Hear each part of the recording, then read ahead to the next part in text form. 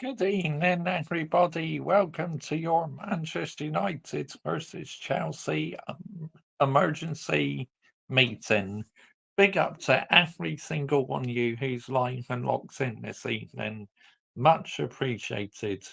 As I'm going to talk about the Manchester United versus Chelsea game. Plus, we are going to check out match reactions from Manchester United fans and Chelsea fans as well. So we're going to do a bit of both. While you are watching live, make sure you're liking, sharing, and subscribing to this YouTube channel as I post plenty of Manchester United content. And please subscribe as well to my Mr. Joshy J football channel and F1 channel. Links are in the description and also they are in the live chat as well. And if you wish to become a channel member today, why not consider becoming a member? Level 1, 199 a month. Level 2, 499 a month. Where if you are a channel member, you can get early access to new videos, members only live streams, and members only videos. And also the money towards like the membership and that can go towards new YouTube equipment, etc. Say, for example, like a green screen. All the information is pinned on top in the live chat. But big up to every single one of you live and locks in this evening. Much appreciated. Yep, we're live now, day night 14. First half was boring, nothing happened. I agree. I 100% agree with you. It was not the best of games, was it? I think the whole game was flat. Yep. Sanchez was to blame for Man United's penalty, and I'm not convinced with him. He always makes me nervous with the ball with his feet, and it's the sporting director's fault. Not him. I agree. He's not good enough, mate. It's as simple as that. You should bin him off ASAP because you're going to concede many, many more goals with him. Unfortunately, playing Sanchez, it will come back to bite you on the backside, mate. I'm afraid. Mascherari was our best player by far. I agree with you, Kai. 100% agree with you, mate. But I thought the first half from Manchester United were absolutely abysmal. Second half was a bit better, both teams started to play a bit, but that first half was terrible by both teams. But overall, in general, the whole game, I thought both teams lacked creativity. They could not, there was no end products whatsoever by both teams. I mean, Chelsea had their opportunities, but never really tested Onana much. Onana made one fantastic save, and Manchester United had a few chances as well. Garnacho could have won it for us, but he was absolutely terrible in this game. Garnacho, shocking, no excuses whatsoever. Any other time, I would be happy with a point against Chelsea, but on this occasion, I am not because we're down in 13th place, nowhere near as sustainable for that standards of Man United Football Club. Let's get the narrative right here, people. Yeah, being down in 13th place, usually a point against Chelsea is positive, but on this occasion, unfortunately, I don't see it as a positive. I see it as 2 points drops. We really got to start moving up the table before Ruben Almiron comes in. Otherwise, it's going to be a long, hard job for Ruben Almiron. Really is. Hi, mate. I hope you're okay, mate. Good evening to you, Adam. Big up to you, mate. As always, real one in the live chat.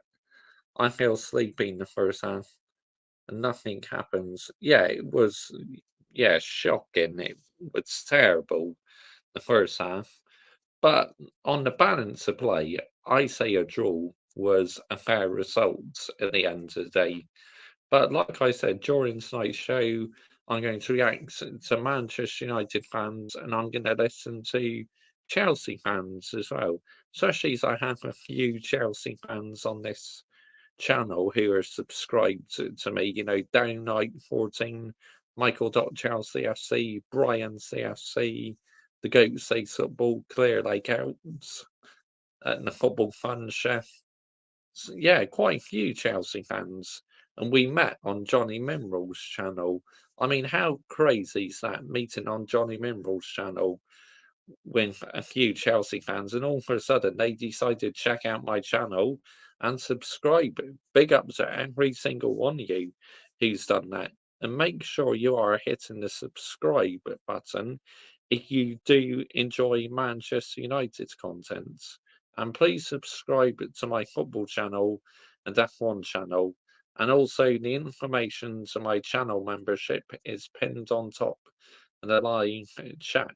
Manchester United have a game in the Europa League next. Then we have Leicester in the Premier League next Sunday at 2 o'clock at Old Trafford once again, which that will be Ruth Van Nistelrooy's final game as interim manager before Ruben Amorim comes in. Now, we don't know what the future holds for Ruth Van Nistelrooy just yet, because it just depends if Ruben Amorim wants to keep Ruth Van Nistelrooy on or not. But I hope he does stay for a bit longer, because he's only just come through the door, hasn't he? I mean, let's get the narrative right here, people. Yeah, let's absolutely have it right. But big up to every single one of you who's live and logs in this evening. Much appreciated. Any Manchester United fans, Chelsea fans, comment in the live chat what you thought of the game. To me, I thought it's a decent.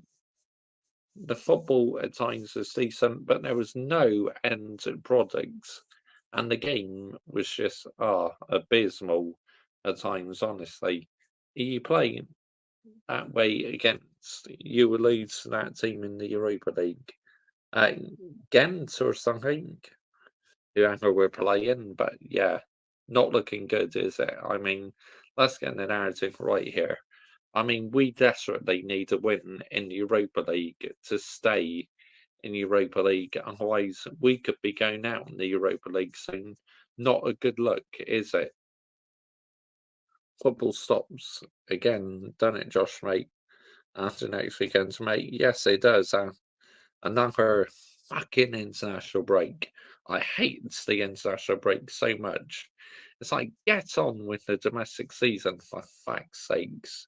You don't need to keep playing these international matches. You know, the Nations League is absolutely wank at times anyway. Do not like the Nations League. It gets in the way of the domestic season. And to me, it's a waste of time, to be honest, the Nations League. It's an overrated tournament. It's not like it's the World Cup or the Euros, is it? I mean, fucking heck, man. No, not sustainable, in my opinion. Manchester United got to come to Stamford Bridge later in the season. We do indeed, which that won't be easy, because, you know, Stamford Bridge, you can play some decent football. Stamford Bridge. Will you be watching England games, Josh, mate? Uh, Maybe, who knows? It just depends if I got other things to watch or not, because I'm not always fussed on watching England's, but I always watch them in major tournaments, you know, like the World Cup and the Euros. But any pointless friendly matches, you know, I can't always be asked. I really can't. To me, it's an absolute waste of time. And like I said, this Nations League tournament is so overhyped and overrated. It really is. But, you know, both teams, like I said, they just lacks that end products, because we could have done a bit more during the game and we could have actually won the game. But, you know, the quality was poor, and so was Chelsea's quality as well. I mean, let's get the narrative right here. Manchester United and Chelsea used to be such a big fixture. To me, it's such a big fixture still, you know. But unfortunately, both teams have been on the decline recently, where a while back they were both competing for league titles. But look how they've both fallen, honestly. It's an absolute disgrace, man, how Manchester United and Chelsea are both gone down the toilet. I mean, let's get the narrative right here, people. Let's absolutely get the narrative right.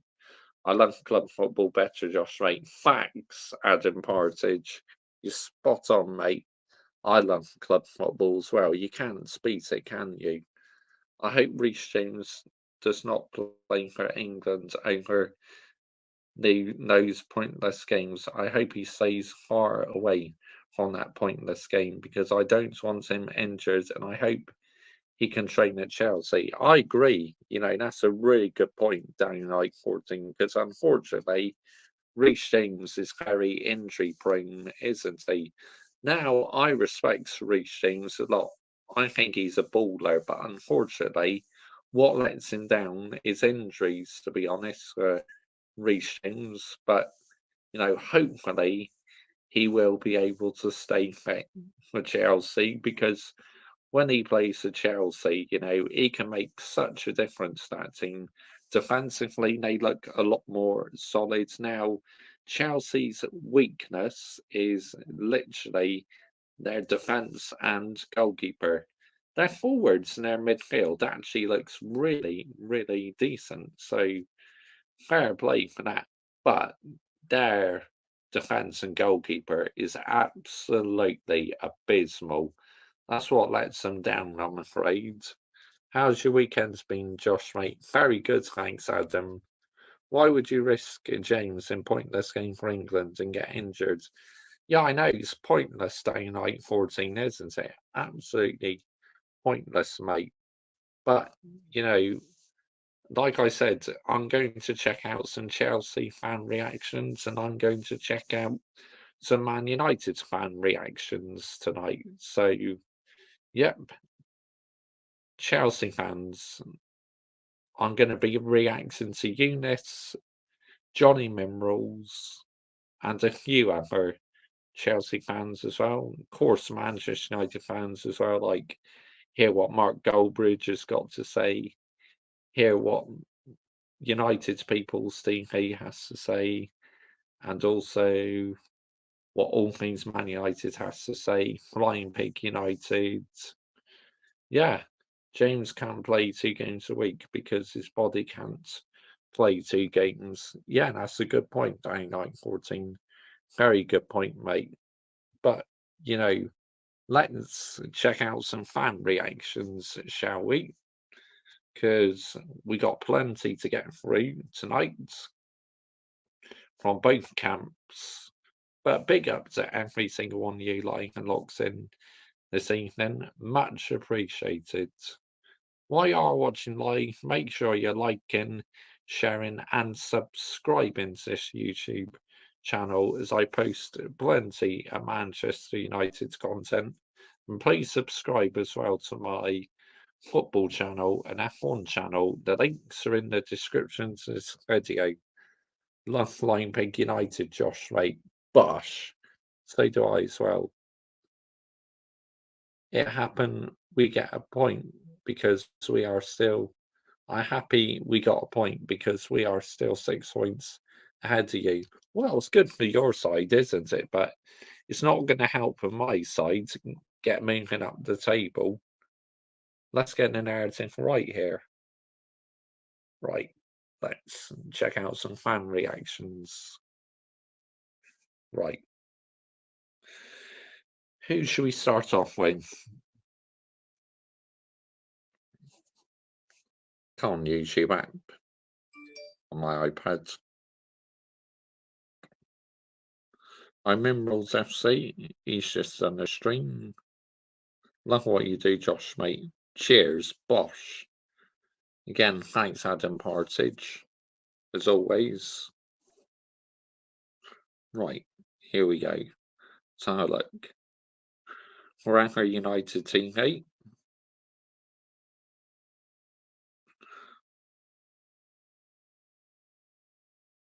Ruben Almiron. Right, let's start off with. I think it's one fan to start off with. Is the United stand Mark Goldbridge.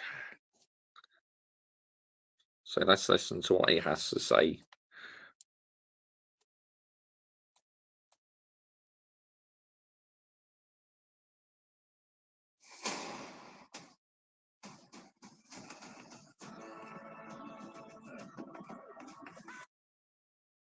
Hello, everybody. Welcome to United Stands. Manchester United won, Chelsea won, and I'm going to be very interested.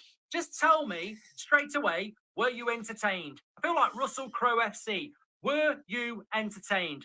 Because I'm confused. I'm confused here. I see Ruud van Nistelrooy walking off, hugging players. Oh, it's not been our day. And I'm confused why it wasn't our day. Because, correct me if I'm wrong, we've just sacked our manager. Correct me if I'm wrong, Ten Hag's not in charge. And correct me if I'm wrong, I've just watched 90 minutes of the same old shit, the same old United. So if it's not Ten Hag, I thought Ten Hag was the problem. I thought it was all Ten Hag's fault. And obviously he has to take... Of course, it's not always fault. Even though I wasn't his biggest fan, it's these players as well. Yeah, it's fine. I've done it plenty of times standing like 14.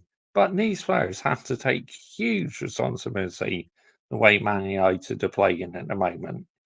It's like we have a massive job on our hands. This rebuild is not going to happen overnight. A lot of blame, but what have we just watched? The same old shit. Bad passes, Hollywood balls. Same old shit, but I did think we were attacking a little bit more today than what we've usually done. Crap shots, bad touches, mistime tackled, not tracking the runners. It's amazing how the manager's been gone for a week and we're playing the same way as we did in the shit days of Ten Hag, Rangnick, Ollie, and everybody else. Nothing changes. And I tell you what, Amorim's going to need longer than 2 years. He's going to need 20. Bloody hell. If Amorim had as a kid, the day he starts at Manchester United, they'll be at university by the time we win a bloody Premier League. It's going to take a long, long time because that was a shit Chelsea performance. I'm guaranteeing you now, Chelsea fans are going to go, we can't play that bad again. And it wasn't. And we were poor as well. You got a big rebuild at Manchester United. We have. I was thinking putting F1 on in the first half because nothing happened. Because we made them play bad. They just had a bad day at the office and we were just our typical selves. I'm telling you now, if we'd have caught a decent Arsenal, Brighton, Villa team, they'd have beat us 3 or 4-0. Fair play, the defence played well. I'm looking at the chat. It's Garnacho, it's Rasmus, it's Bruno, it's Rashford. Mascherari was superb. Honestly, I thought he was absolutely fantastic. Mascherari, by far, our best player out on the pitch. Let's get the narrative right here. It's Casemiro. So many players are getting it. I'm confused. I'm really confused. Hold on a minute. It's all Ten Hag. We're meant to get the manager bounce now. The players are meant to be showing us that it was all... What, with these players? I don't think so. A manager bounce. You'll be bloody lucky you got a manager bounce with these frauds. Manager's fault. It was all the big bad wolf's fault. Little Red Riding Hood's here now. Come on. And fantasy. Absolute fantasy. Look, Ten Hag's gone. Amorim's coming in. I'm not talking about a mistake sacking Ten Hag. He's gone. Enough is enough. But what I'm absolutely stunned about is that you're meant to bounce.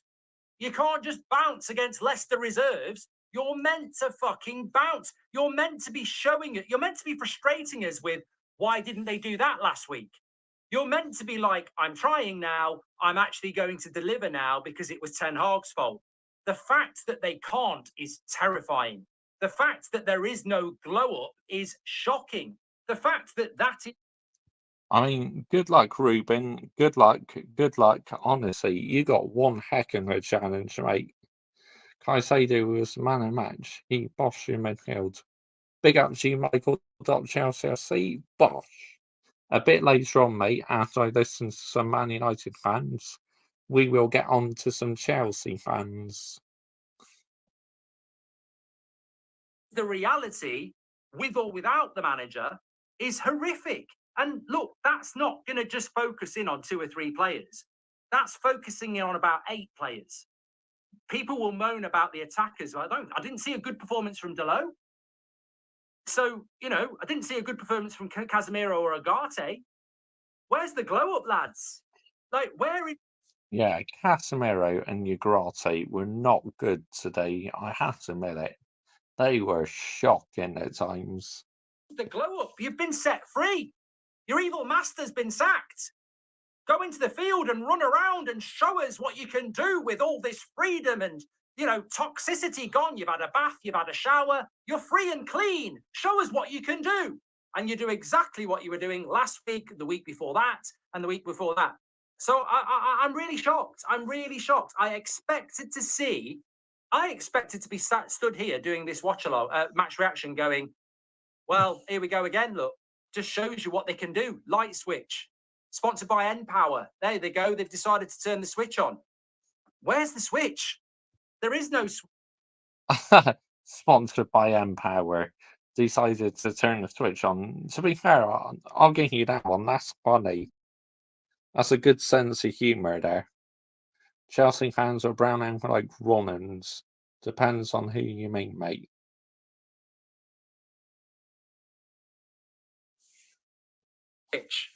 And this, I tell you what, a lot of people will be saying, Amorim, and we'll do the player ratings in a minute.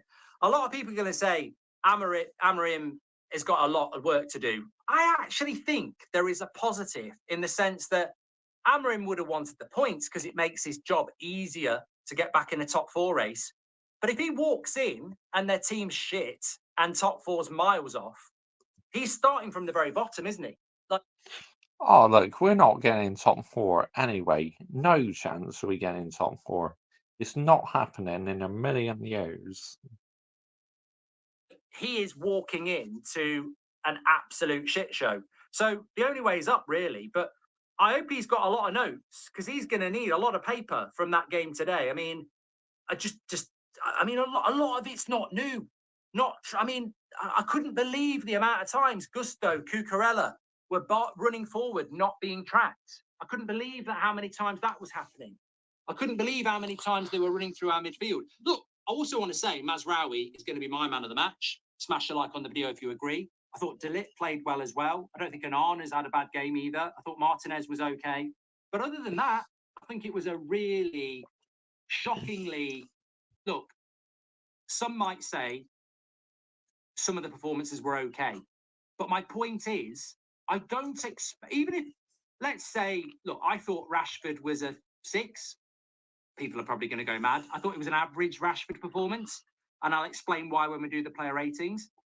But even if you put in an average performance, that's still bad because this is meant to be your glow up.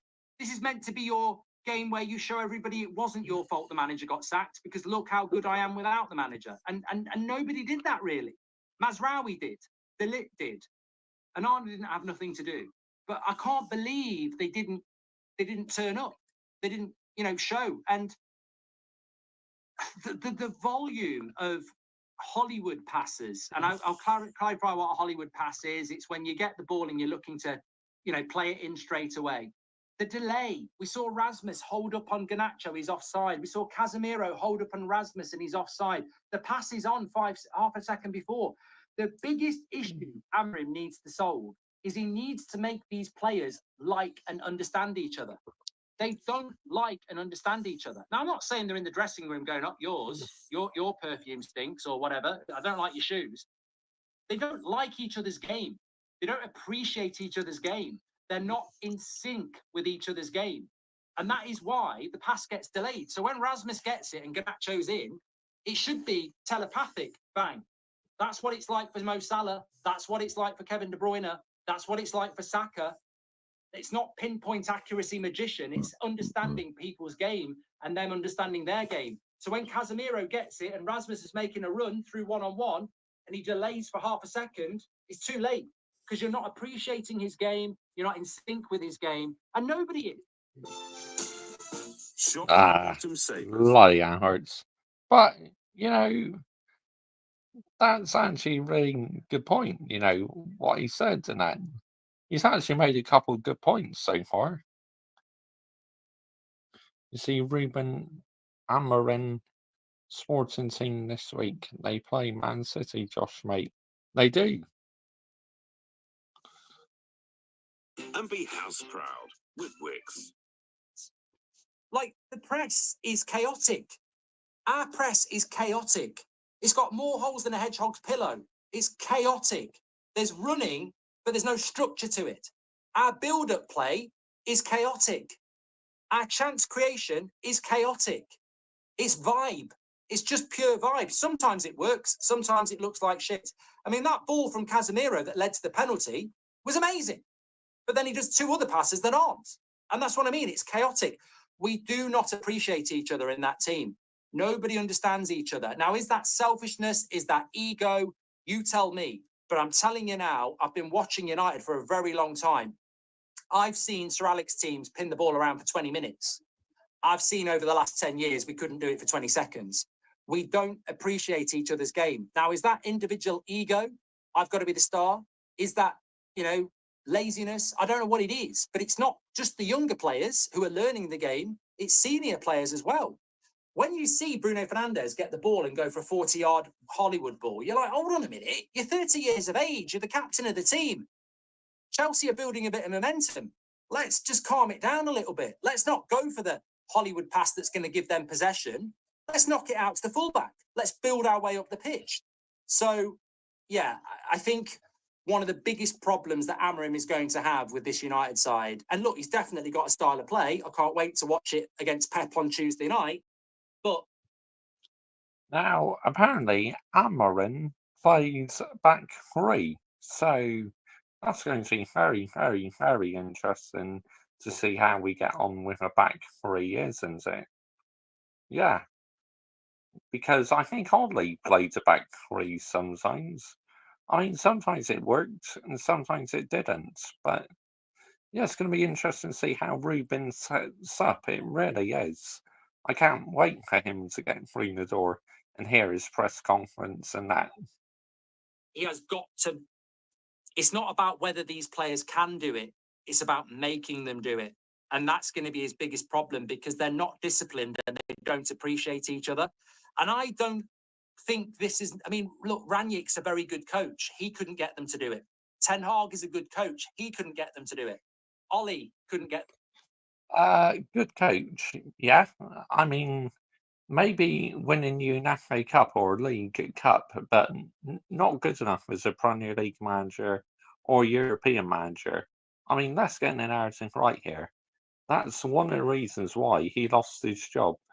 Oh, big up to you, Hayden Cox.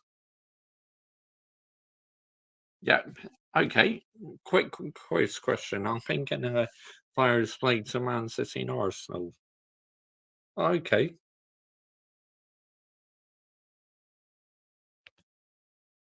Good evening to you, by the way. Thank you for joining me this evening, mate. Much appreciated. Hayden Cox is a real one. Right, let's go. To do it. Mourinho couldn't get them to do it. Like, there is a problem. There is a problem in communicating collectively because when you go on the pitch, it's about the 11 players on the pitch. You can work on patterns in training. You can put the ball in the top corner. I mean, look at that chance at the end where Bruno chests it down on the volley and hits the ceiling of the Stretford end. That's just pure composure and technique, and you're snatching at it. There's a fundamental problem with the attitude and consistency of that team. And what worries me about today is, I mean, look, well done to Ruud, by the way. Ruud van Nistelrooy is not going to be our manager. He shouldn't be our manager. He coached a team very similar to the way Ten Hag did. That's not a surprise, actually. Ruud van Nistelrooy, who's been coaching the team for the last 3 months, sets out the team very similarly to the last 3 months. That's not a surprise to me. And a point against Chelsea for his CV isn't terrible. Ahmad, literally, I'm surprised he hasn't been starting the last couple of games. As Ten Hag wasn't starting Ahmad, it looks like Ruud van Nistelrooy is following the same footsteps. So it's going to be interesting what Ruben Amorim does with Ahmad. Good evening, mate. Big up Hayden Cox, mate. Big up Adam. But the bigger issue is that how does this change? How do we change this mentality in the football club? How do we become more free flowing? How do we become more confident? Because the confidence just isn't there, and that's the biggest problem Amarim's going to have. Look, Agate didn't play well today. I'm not massively bothered because I think he's going to be a massive part of Amarim's future squad. But one soundbite I will get out there, and Sir Jim Radcliffe spoke about this morning, and you've been talking about it for years. That squad's not good enough. Of course it's not good enough. You know, we all know this. Exclusive access. Good win for your team yesterday, Hayden Cox, mate. Try 1 month free of charge. Huge No matter win. how much money we've spent, that squad is not good enough. There might be a handful of players that are, but that squad's not good enough. And some of the players aren't going to ever be good enough because of age or ability. The squad's not good enough. If you're expecting Amarim to turn that team into Aston Villa, you're having a laugh, let alone Man City or Arsenal. It's not good enough. So all the money we've spent, we need a lot more to be spent. Benton says Ten Hag built that team. It's irrelevant, mate. I don't know what you're talking about, Ten Hag. He's sacked. It's Amarim. What are you talking about Ten Hag for? Should we talk about Ollie? Should we talk about Jose? Ten Hag's been sacked. I know it. To be fair, this is literally Ten Hag's team, so that fan has got a good point. But Mr. Joshy J, what's the emergency, you PR mutant? It's my emergency, okay? If I want to put emergency meeting in the title, I will put emergency meeting in the title. Like a Ten Hag performance. Fucking hell, I was screaming Ten Hag out in the second half, but he's gone, mate. What Ten Hag spent is irrelevant. He's gone. I don't get the points of that. He's gone. He's not the manager anymore. So we're talking about Amarim. Amarim didn't buy these players. So I look at that squad. It's not good enough. So what are we going to do about it? Are we going to ask a new manager to come in with a distinctive style of play and make that lot play it? Or are we going to actually give him the tools to do it? And that's going to be really interesting because, you know, there's a lot that needs to be done there. Class 90 says you're overreacting. Thought Nacho and Rasmus were poor. Is that all you're going to offer up? You're overreacting and mention 2 players. I mean, I can't even respond to that. I don't know what you're talking about. So everybody played well apart from Rasmus and Garnacho, or is that just you and your agenda on 2 players that you want to get out? So Rashford played well, did he? Bruno played well. Dalot played well. Casemiro played well. Agate played well. Well, fuck me. I must have watched a different game. I must have been on another channel. Media stories backing Van Nistelrooy to stay as coach is the start of their agenda against Amarim, even before the first game. Mate, nobody wants Van Nistelrooy to stay, do they? Come on. You know, he's a Ten Hag coach. We saw it. Mark, you should read what Roy Keane said about Amarim. The player's spot on, really, and relevant to the show. I'd love to know what he said, Sebastian. I can't really do it at the moment. Xerxes is worse than Anthony, says Michael. To be honest, at a high level, you have to take the positive. Sirski is absolutely abysmal, honestly. I mean, he needs to be doing much more. There are no excuses. 278 views on your match action, mate. That's pretty impressive. What did you watch more in the first half, football or F1? Both, mate. Today, it's a point against the good side who are bad. We know the team are not good enough, says Mike. Yes, Mike, that's a separate issue. My issue is, and I'm not going to back down on it, these players sacked a manager last week, whether he deserved it or not. And I think he did deserve it. There's meant to be a response where we are meant to go, it's not the manager's fault. That's what I'm talking about. We've just seen, when we do the player ratings again, we're going to be giving out 5s again. How can you be getting 5s when you sacked a manager last week? Whether the manager deserves it or not, every team who sacks a manager expects a glow up. A 5 out of 10 is not good enough, lads and ladies. It's not. You can defend it if you like, but I'm shocked at how many 5 out of 10s we're going to be giving out today. When they've just sacked the manager, they're meant to respond. I think we're hoping that the players had dropped tools and there was gears to shift to. Turns out that was just their level. Spot on, Ollie. That's my biggest concern. Sambo says, is anyone else sick of Gary Neville and his commentary? He ruins every game for me. Also, chill on Garnacho. If anyone's allowed a bad game, it's him. Well, we'll talk about the players now. Look, I haven't listened to Gary Neville, but from what I'm hearing, it just sounds odd again. He's been at it for years. I've listened to him in the past. 5 years ago, he wanted a red card against Liverpool, I think. It's just weird. It's almost like he tries to go the other way because he played for Man United. Mate, you got the job because you played for Man United. You're allowed to be a little bit supportive of the team that you're meant to support. But I said this before. In the mid-90s, Match of the Day was full of ex-Liverpool players, and Liverpool was shit. Because they were always moaning about Liverpool. And we've got it again now. Can't move for ex-Man United players, you know, talking about how shit United are. And we are shit. But I don't know that they want us to be good, honestly. G'day, Mark. Chelsea are a better team than us at the moment, so a draw is sufficient. No, it's not. No, it's not, Trizzy. It's not. We are not in the top half of the table. We are Manchester United. We are nowhere near the top half of the table. And a point against Chelsea at home. Like I said, literally, any other time, a point against Chelsea would be a good result. But the situation Manchester United are in, to me, it's an absolute disaster. And I wanted all three. But Mr. Joshy J, stop being brutal. Shall I tell you why I'm still disappointed in the point? It's because due to my elite high standards. Big up Mr. Joshy J in the chat. Bosh. Big up to you, Brian CSC, mate. Is not our fucking standard. It's not. The day we're sat there going, it's a good point at home to Chelsea, we are truly lost. I expected more today. Well, guess who's been coaching them in the last 3 years, says Item. He should have taken Garnacho off instead of Rashford, says Yell. Xerxes is majorly overrated, says Jake. What a job he has done to Man United, says Anto. 3:30 a.m. game in Melbourne should be paid to watch Bruno, says Josh. People can talk about the refs, but what should we be talking about is how Garnacho played today. No hate towards him, but he did not deserve to play the entire game. Well, we'll talk about the players. I mean, I will say this. There is a toxic element in our fan base, and it's certainly not me.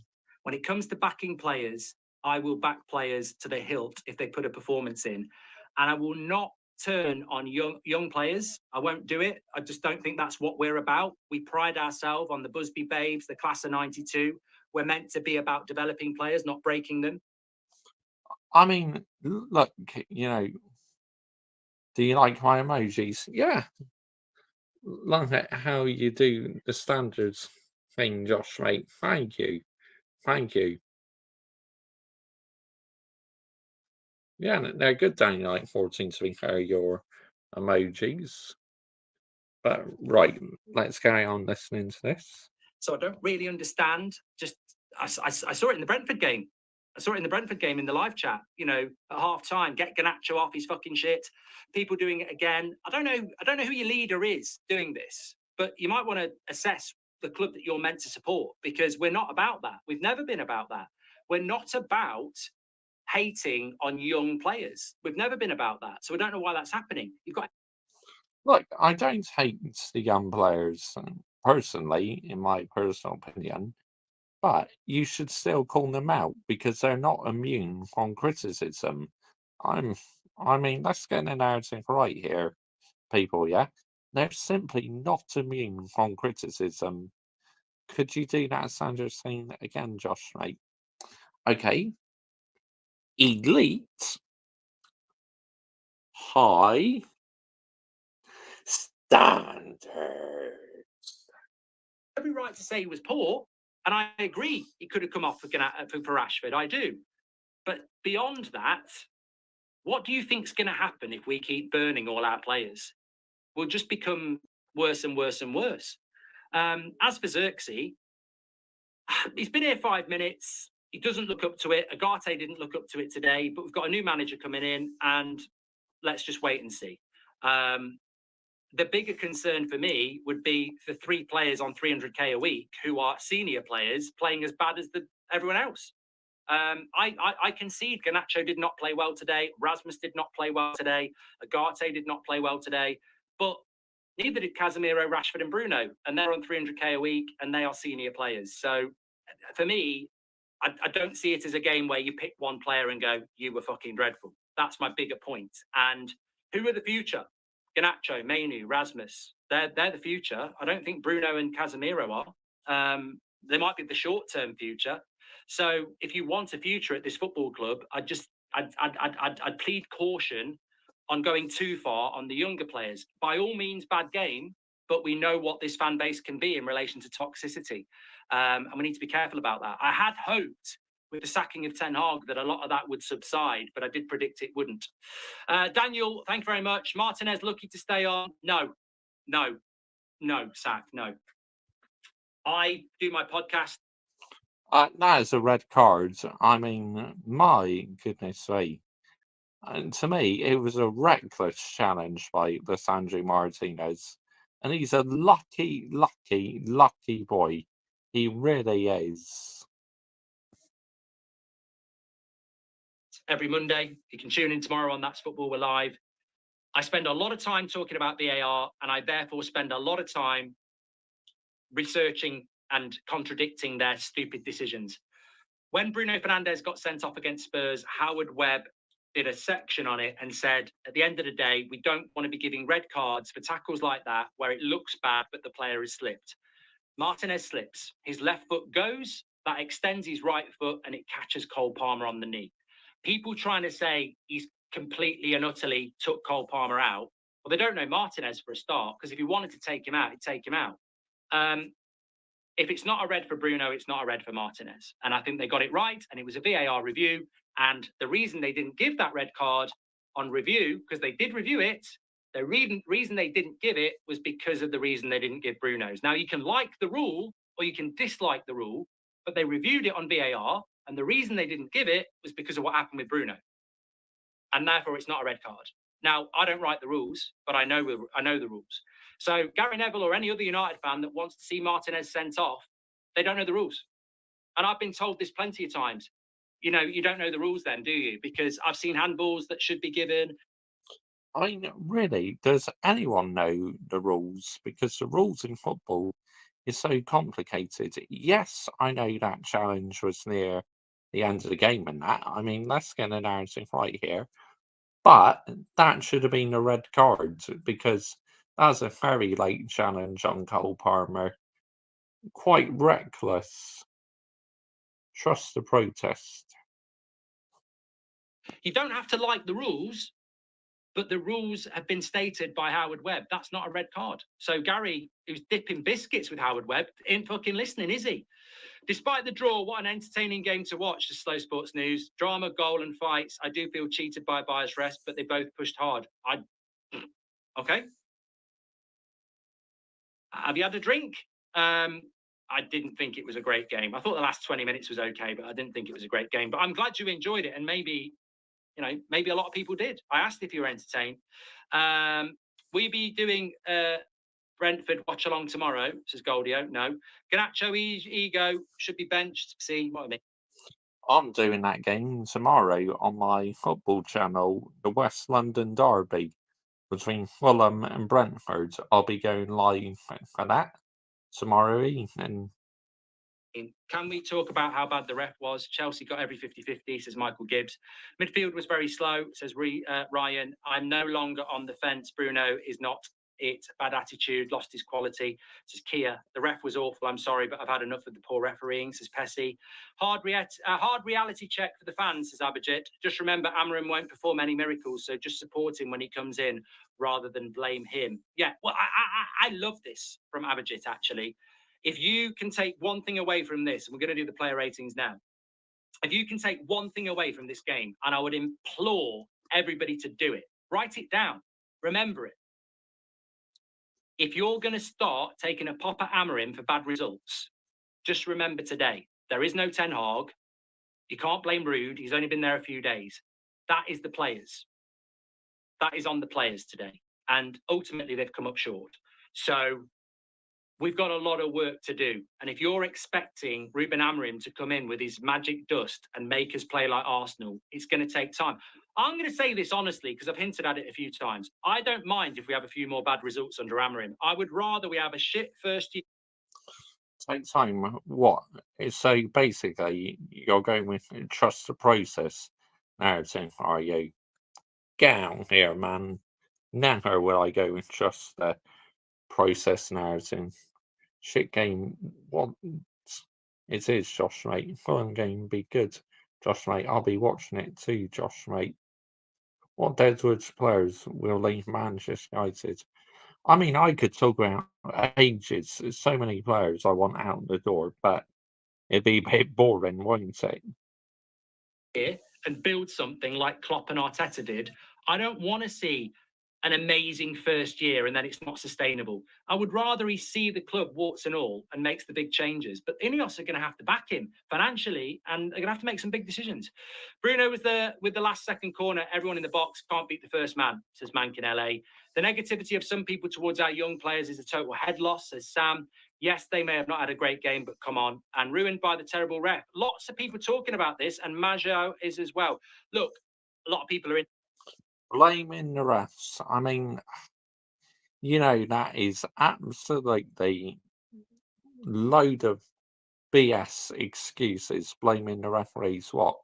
You thought why we didn't get the win today was down to the refs? No, it was down to the players. I mean, come on, man. What are we doing here? Could you name all the players what need to go from United, Josh, mate? Well, like I said, literally, I got so many what I think should go. I've been talking hours and hours on it, but so many, man. Individualizing it. I've heard stuff about Garnacho, about Bruno, about Rasmus, and a couple of other players. If you're individualizing that game, you didn't watch it.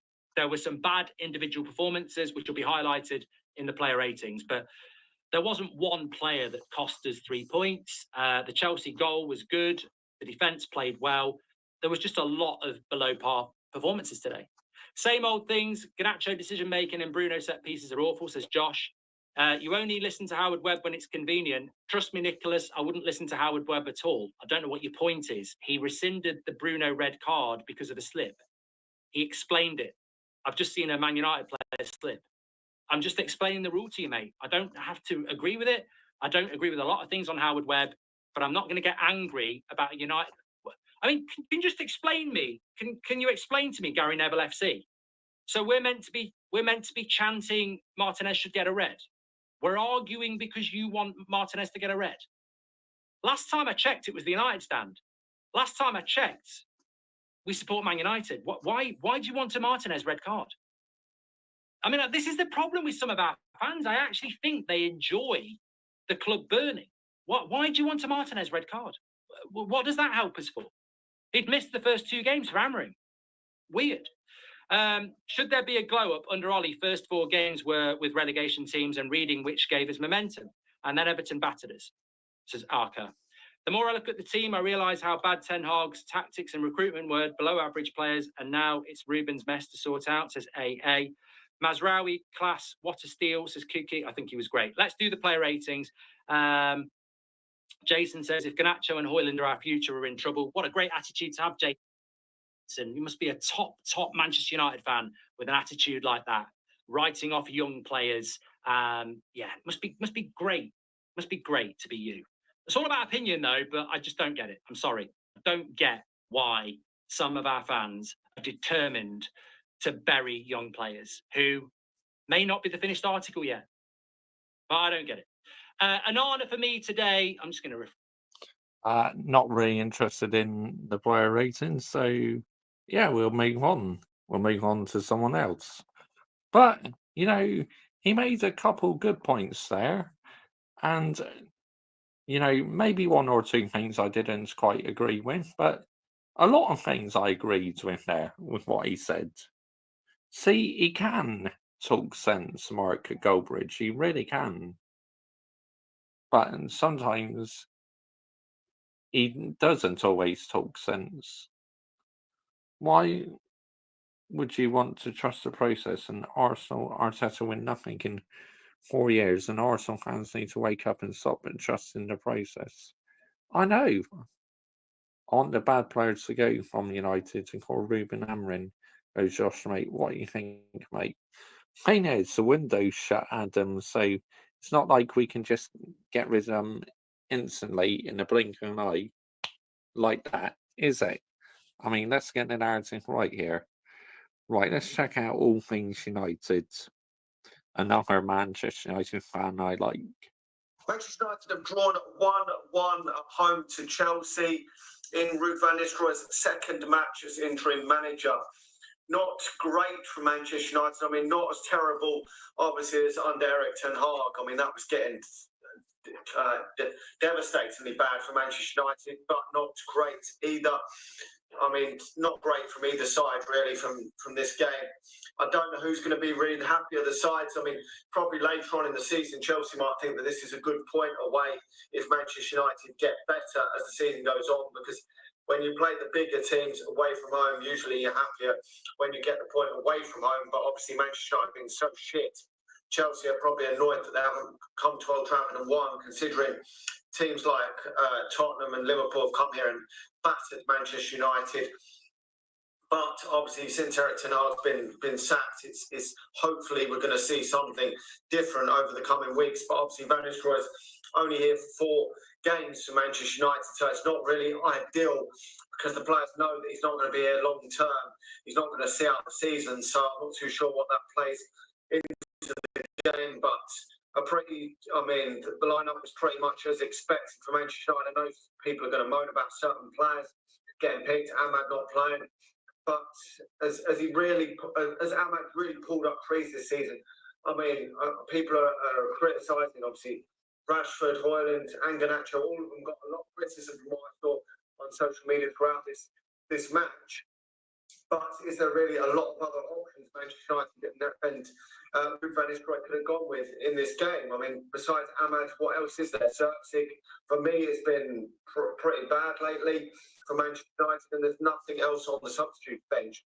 This is a massive concern for Ruben Amorim moving forward. Now, there probably will be some sort of improvement under Ruben Amorim. If there isn't, then he won't last long at all, because from what we saw under Erik ten Hag, that was absolutely dreadful.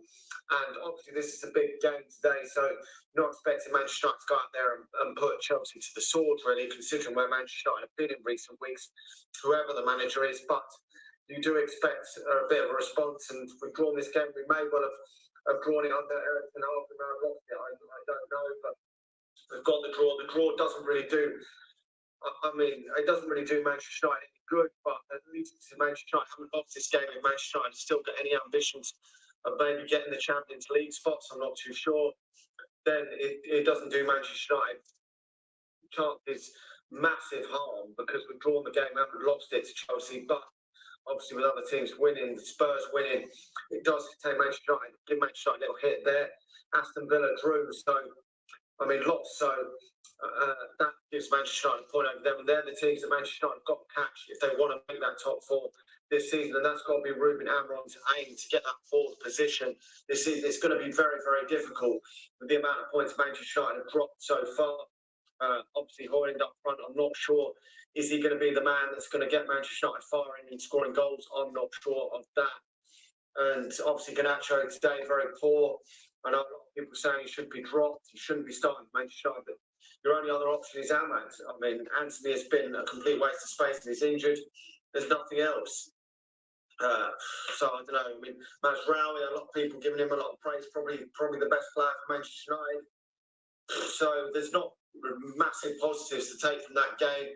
I mean, I don't know what Ruben Amorim's going to take out of that match, but obviously he's going to have his own ideas when he comes into Manchester United. But 2 winnable games to end this spell for Ruud van Nistelrooy, coming up against PAOK and Leicester in the league. Hopefully he can go out with a higher win both of them games and just see where we go now for the rest of the season.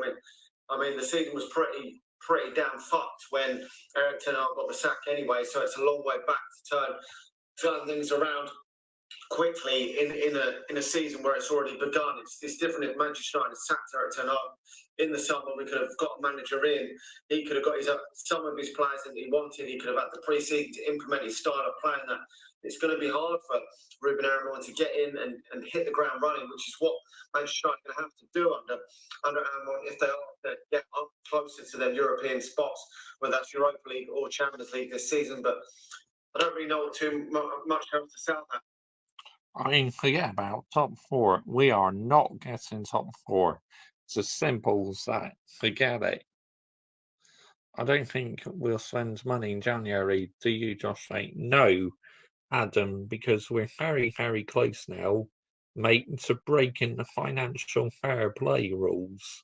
Because we've already had to pay Ten Hag 17 million. Now we had to pay Sporting Lisbon 10 million release clause to release Ruben Amorim from his Sporting Lisbon contract. So, no, we will not have any money to spend.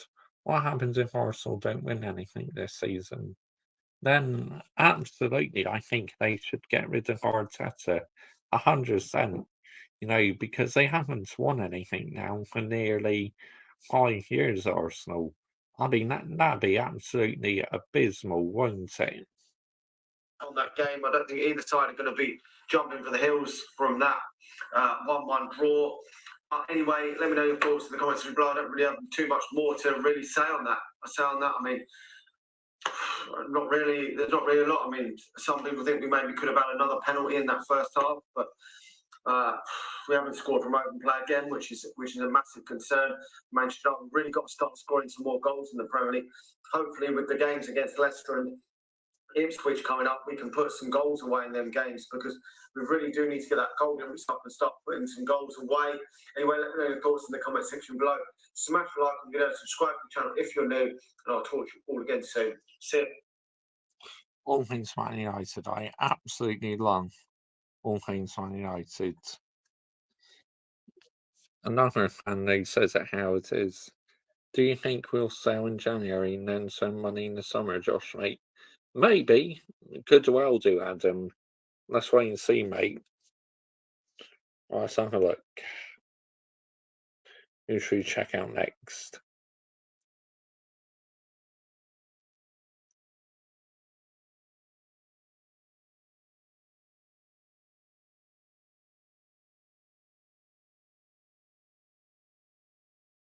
Disappointed with the draw. See, standards.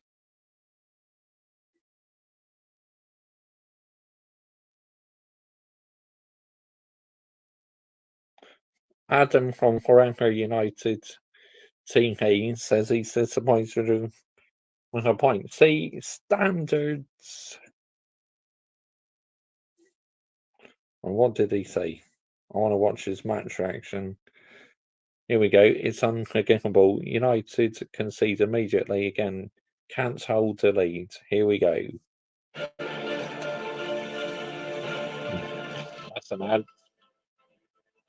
So we'll just wait for that to play.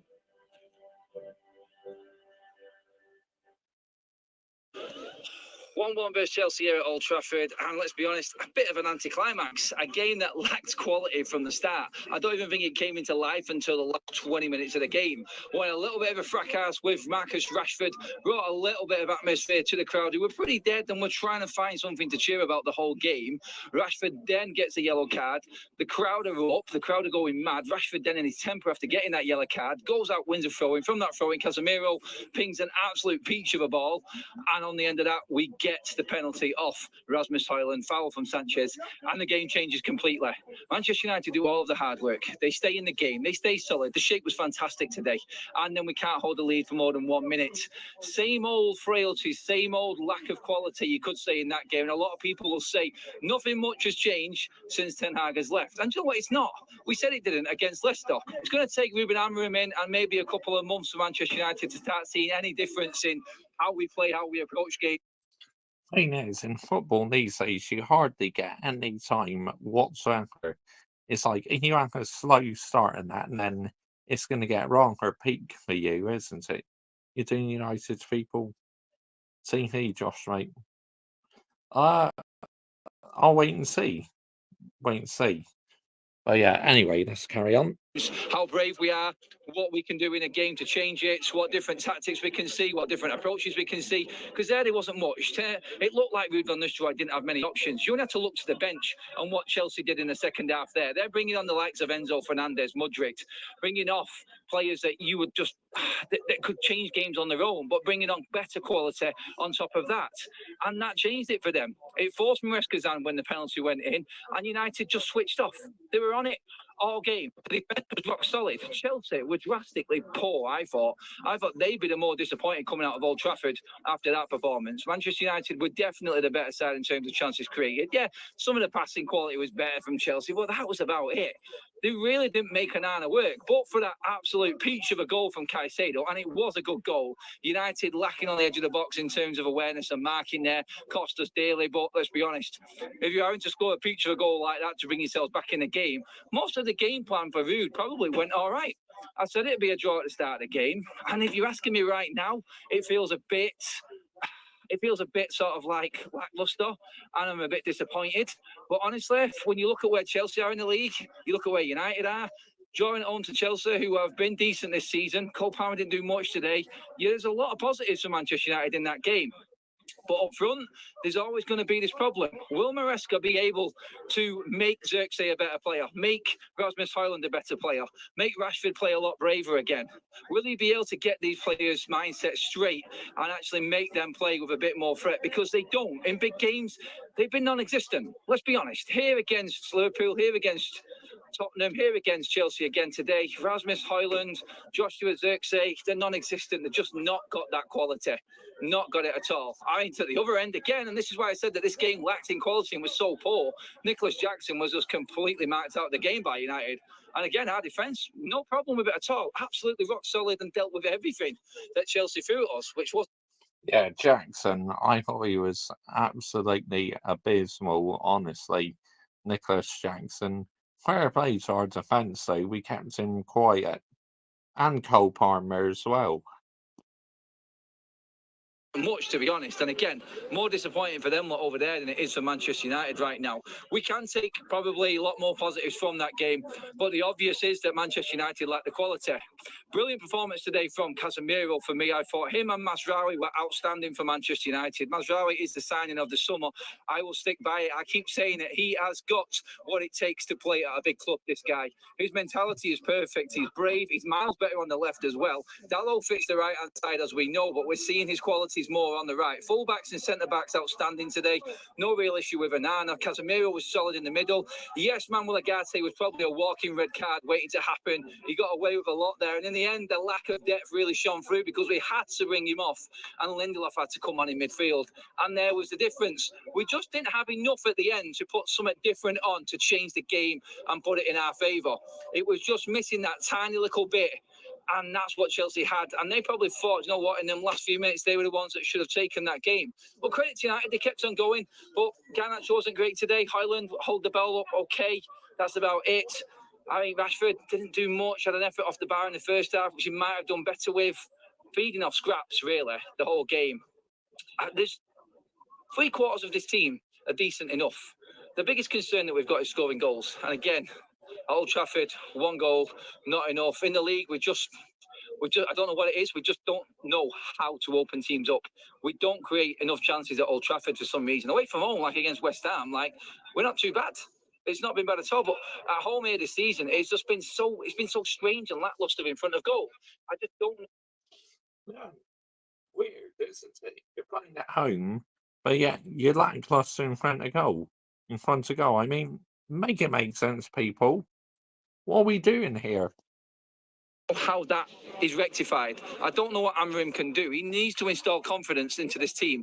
Yes, I think he will create more chances. I think the brand of football will be better, but it's still going to take a lot of work to get these players out of their shells, to get them out of this mould of player that they are under Erik ten Hag. Because under Ten Hag, there is a lot that's been left behind here, even after he is gone.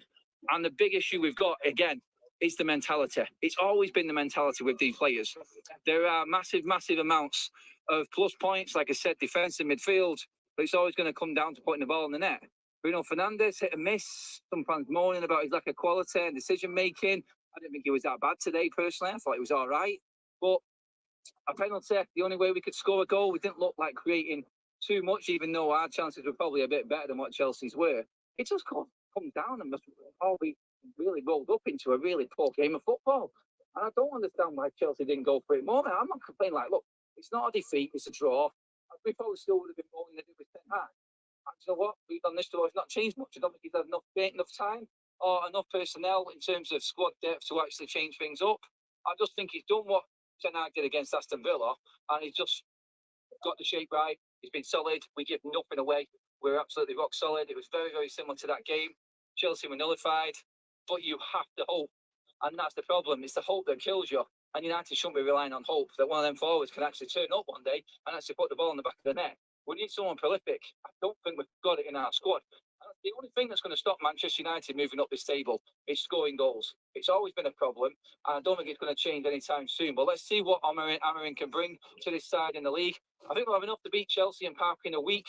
And you know what? It's not been that bad on the road. If he gets us through these 4 games with maybe 3 wins and a draw, we'll take that after what we was watching, and let's bring on Amorim. But 2 more games to go for Ruud. Unlucky today, but his forwards, unfortunately, are just not good enough. Drop your comments in below. Let me know what you thought of the game, everyone. Yeah, I agree. The forwards just not good enough. Absolutely not good enough. Ruben Amorim in from next Monday, isn't he, Josh, mate? Got what? On the 24th of November to see Ruben Amorim first game. Josh, right? Yep, 100%.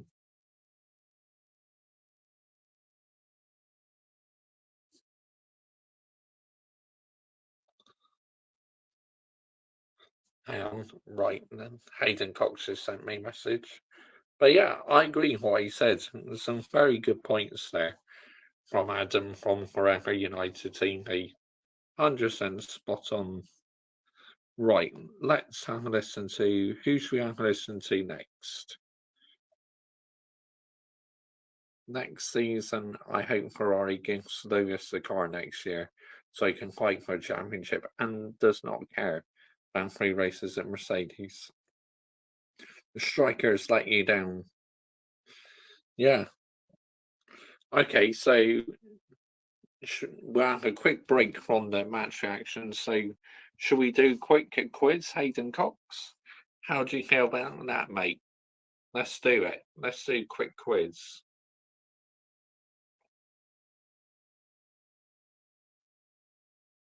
But yeah, Manchester United in the game.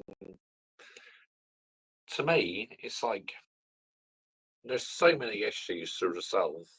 This team, ex-Man City and Wales player. Okay, Welsh player. Oh, okay. This is an interesting one, isn't it? Hold on, I'm just going to plug my phone in, charge it up. Hang on 2 seconds, mate. Oh.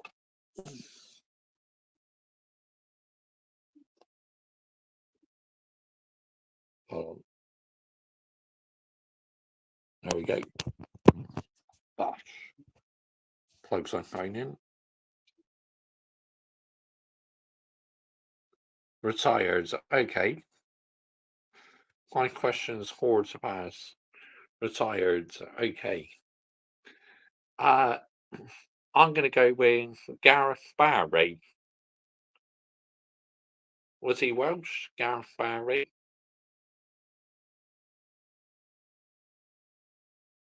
Three guesses.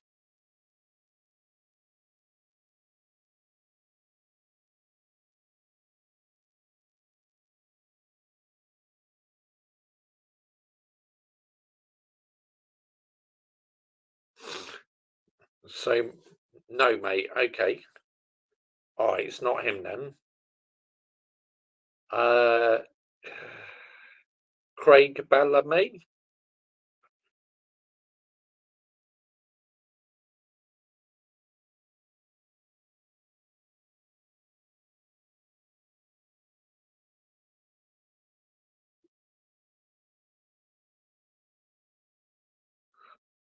Yes, get in.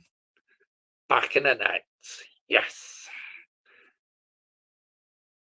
One.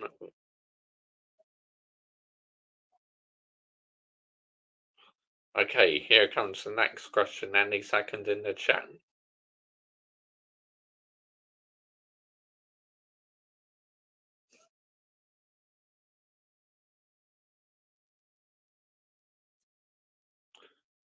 Let's see what other question I got coming up. This is going to be very, very, very interesting.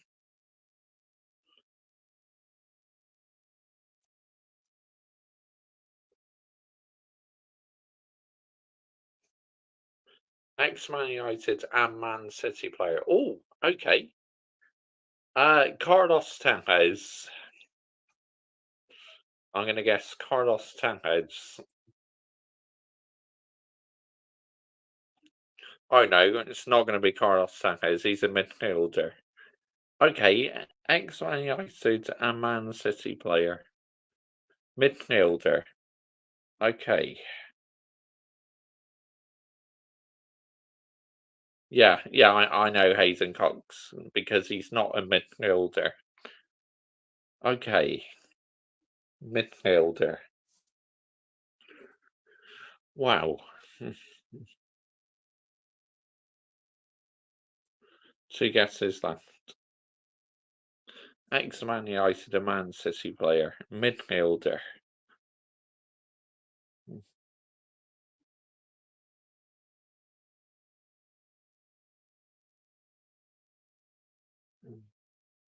Mark Hughes.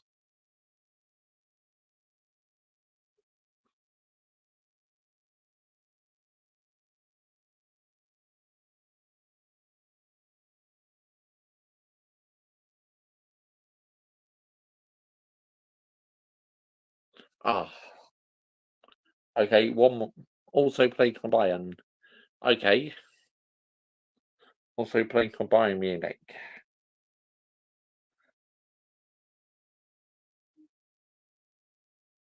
One last guess.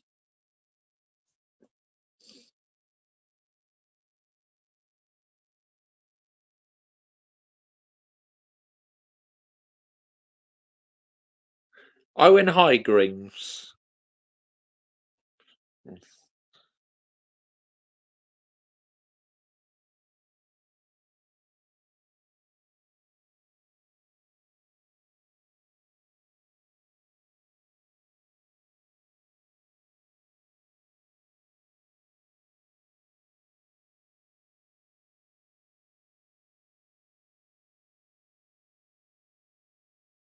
Yes! Get in! Yes!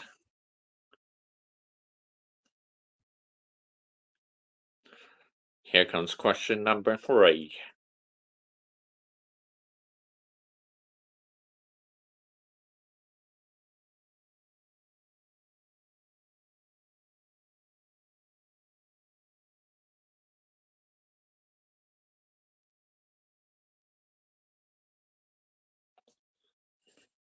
Question number 3 is on ex-Southampton and Arsenal player.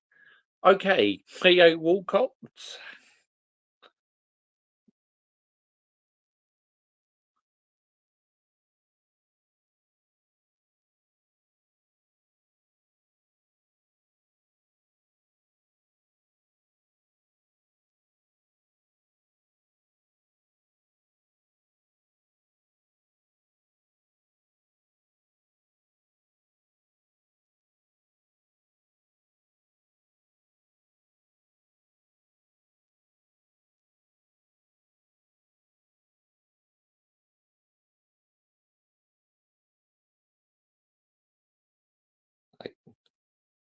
Three guesses. Yeah, my first guess. Yes, Theo Walcott, mate. That's my first guess.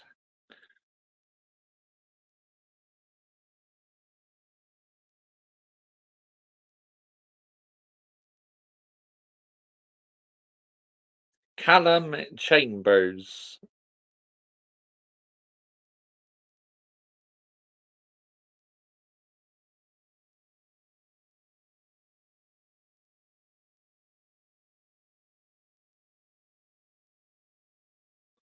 Ah, one guess left. Okay, one left. Okay, I know, I know. Alex Oxlade-Chamberlain.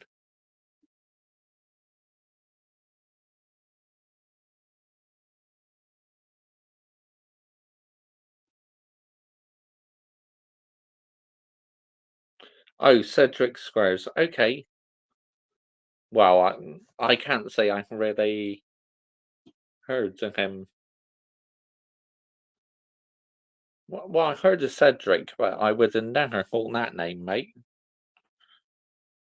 Fair play, you got me. You caught me out on that one. Fair play to you. You need 2 out of 2 to pass. Okay.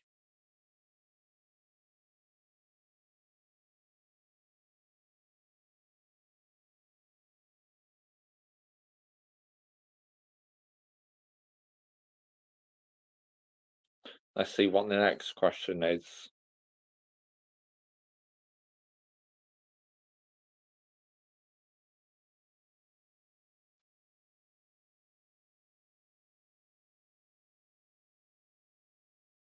Here it comes.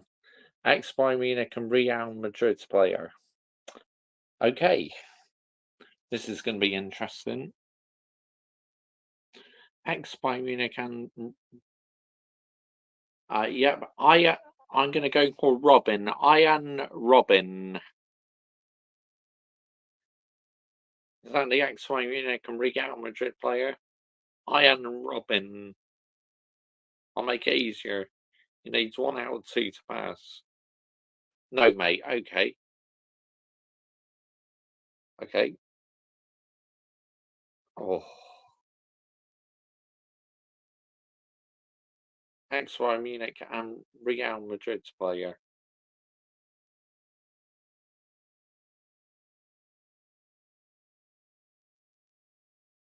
Oh.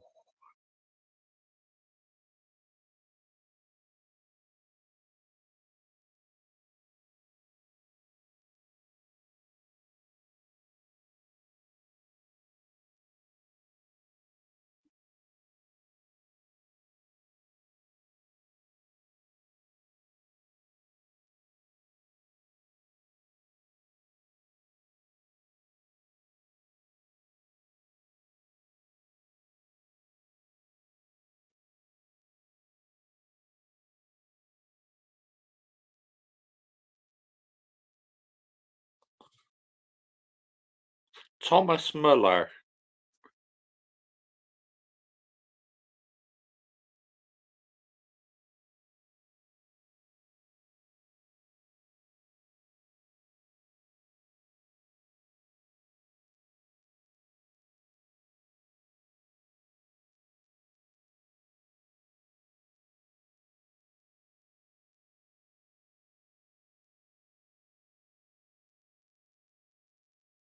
Ah.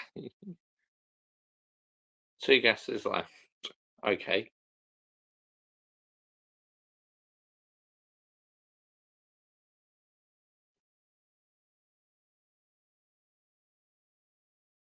So, ex-Bayern Munich and Real Madrid player. Oh, tricky. Very tricky. Who is it?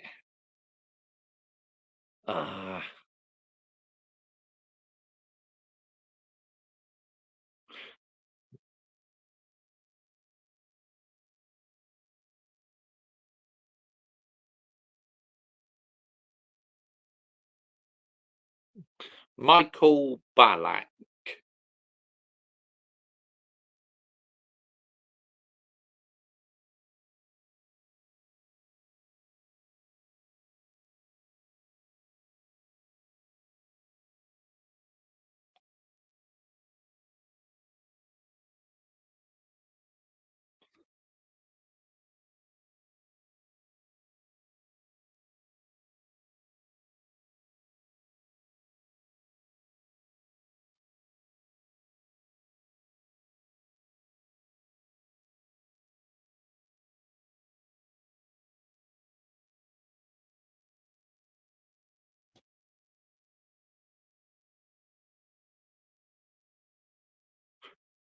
Ricardo Carvalho.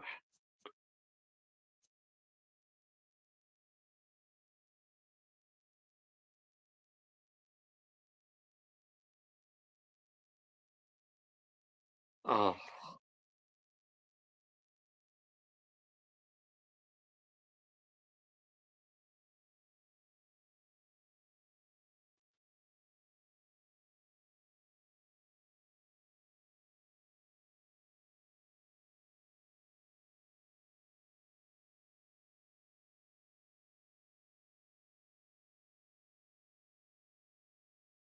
I'm not too sure yet, Daniel.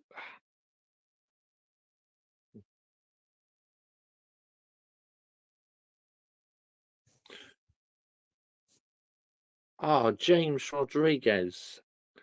Did he play for Real Madrid? I knew he played for Bayern Munich, but wasn't 100% sure if he played for Real Madrid, but obviously he did. Ah, James Rodriguez. Yep. Yes, mate, he did. Okay, then, here comes the next question.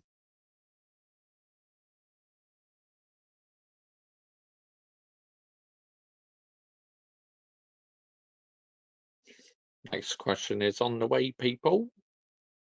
So this is going to be interesting. Some of these questions, though, are really tricky. You know, when you're put on the spot on that, you literally have to say what answers you think. So, yeah, that makes it interesting, though. I'm not going to lie. Definitely makes it interesting.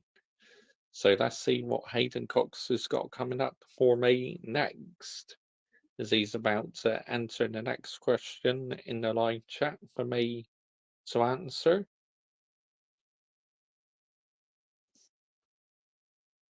He's keeping me in suspense at the moment. Keeping me in suspense. The excitement, oh, the adrenaline building. Manager question. He's managed Leicester and Forest.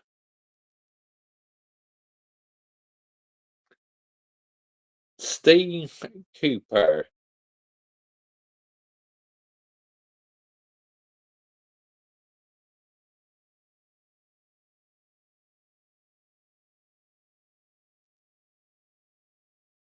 Oh.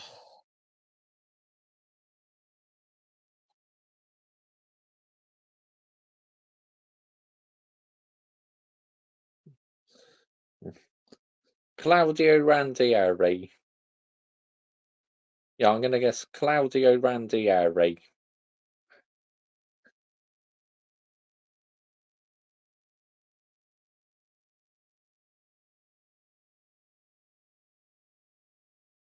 Oh.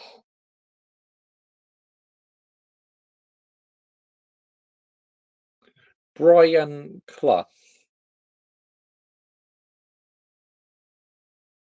Yeah, Brian Clough, I'm going to guess.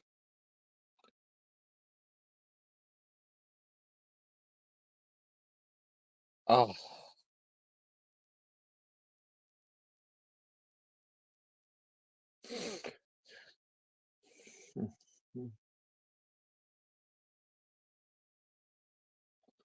Oh, damn it, man.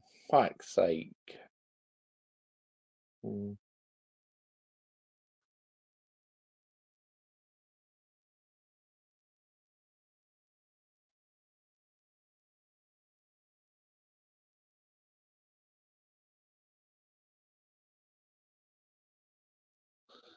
Oh, that's narrowed it down. Martin O'Neill. It's got to be Martin O'Neill, hasn't it?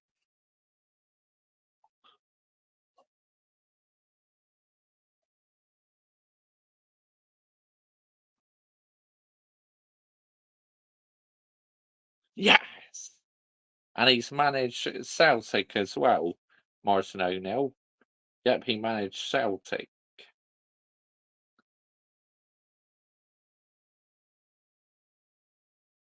Yes, back in the net. Get in. Oh, I needed that, man. Martin O'Neill was the answer. Get in. Let's fucking go.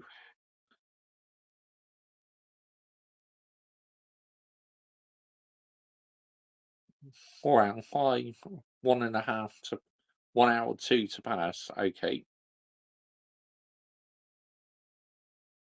cool. Let's go.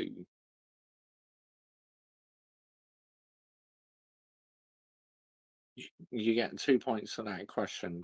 Bosh! That's what I like to hear.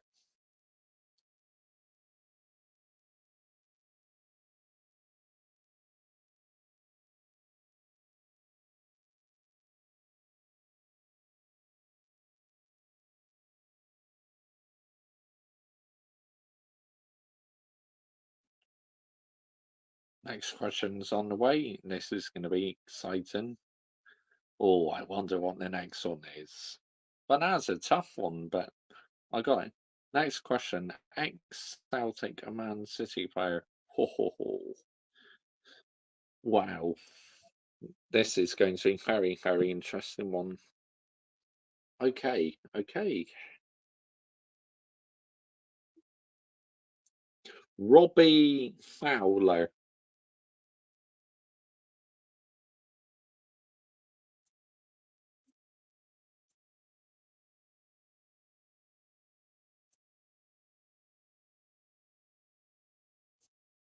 Yeah, Robbie Fowler, I'm going to guess. Ah, no.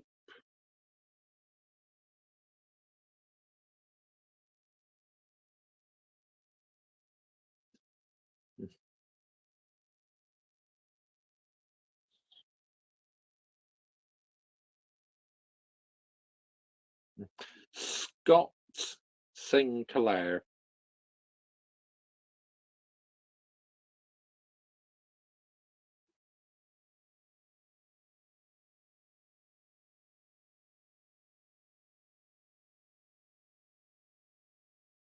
Oh,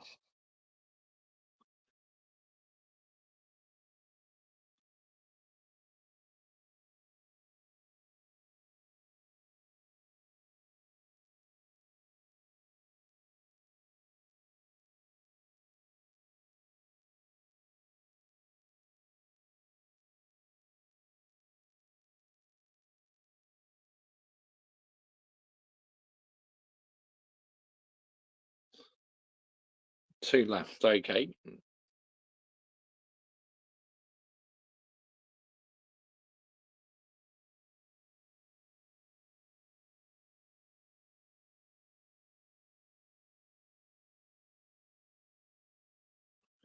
Ah, ex-Celtic and Man City player. Who is it?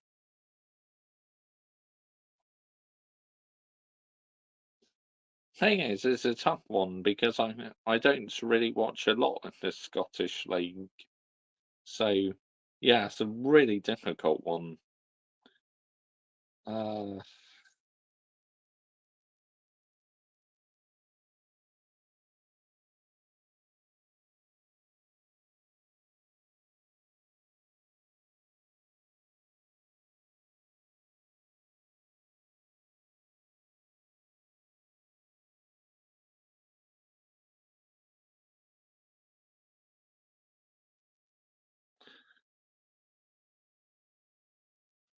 yeah, this is a tricky one because I don't really, like I said, I don't really watch a lot of the Scottish League. So, yeah, very hard, this one.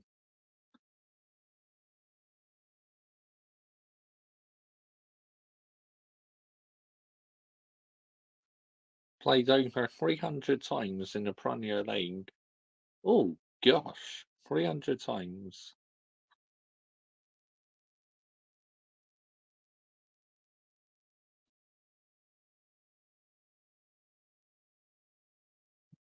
John Hartson.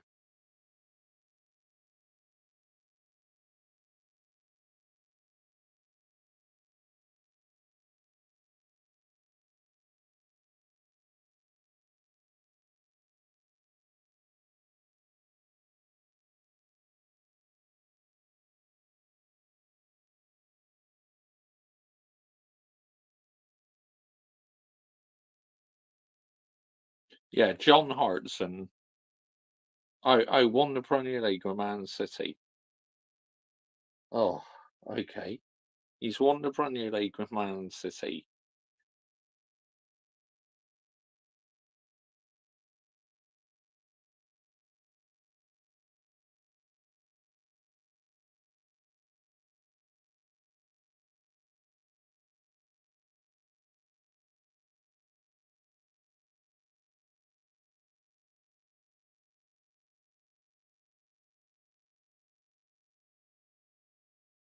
Here we go. I think this narrows it down.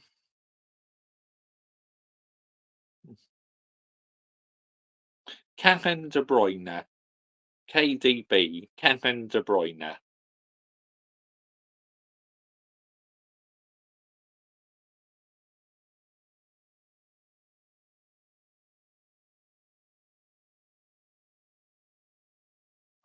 Ederson.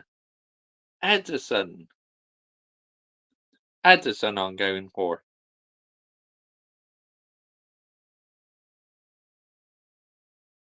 It's got to be Ederson.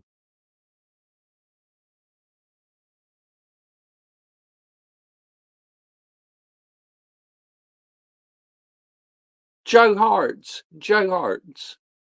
Yes, Joe Hart. I got it. Joe Hart.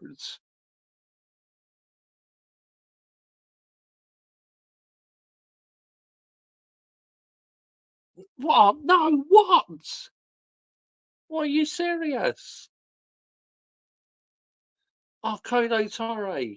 Oh,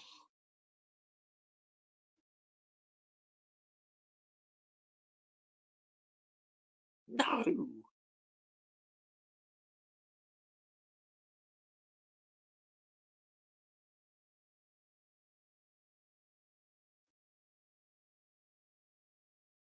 Oh, I can't. Oh, I never imagined him playing for Celtic, man. So that's why it was really difficult. That's the question. You need to get it right.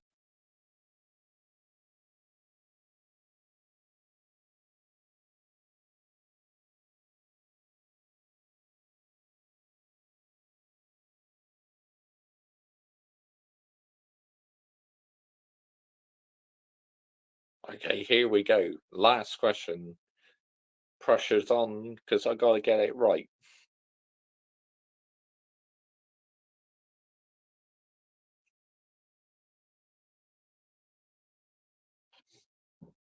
Excuse me. Right. Okay, here we go. The suspense. Ex-Man United and Real Madrid player. Okay, there's two I'm going to guess. Cristiano Ronaldo, David Beckham.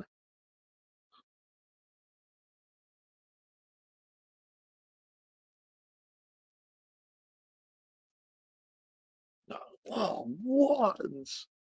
Oh, you rotter.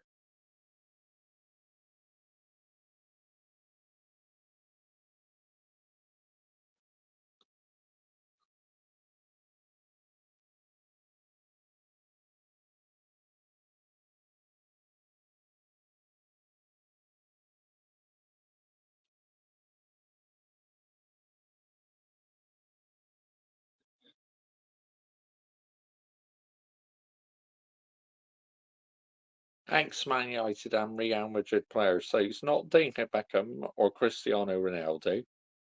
So who does that leave? Oh, that's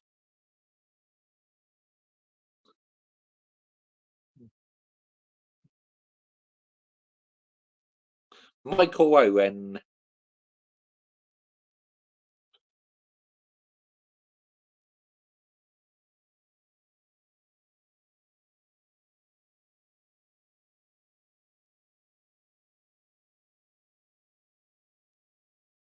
Oh,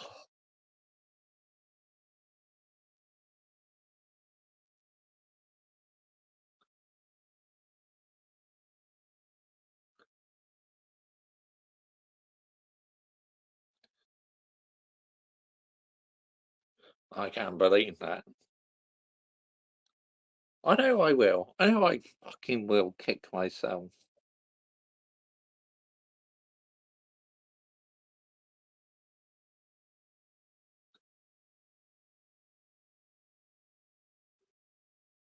I know I'm going to kick myself if I don't get this.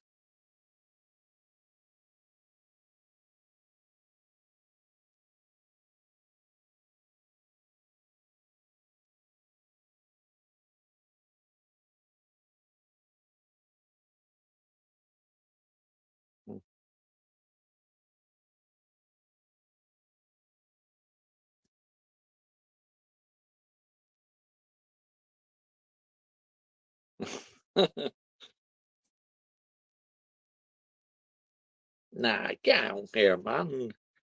It's because you've put me on this spot.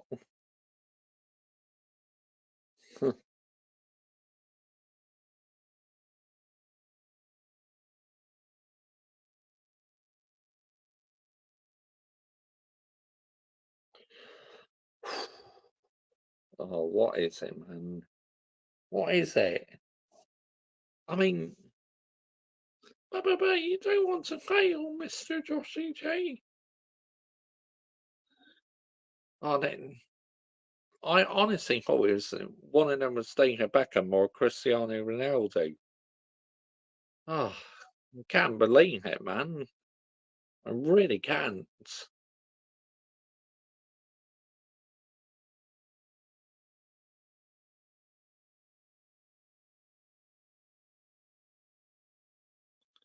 I just, this is so frustrating. I mean, come on, man. How is one of them not David Beckham or Cristiano Ronaldo?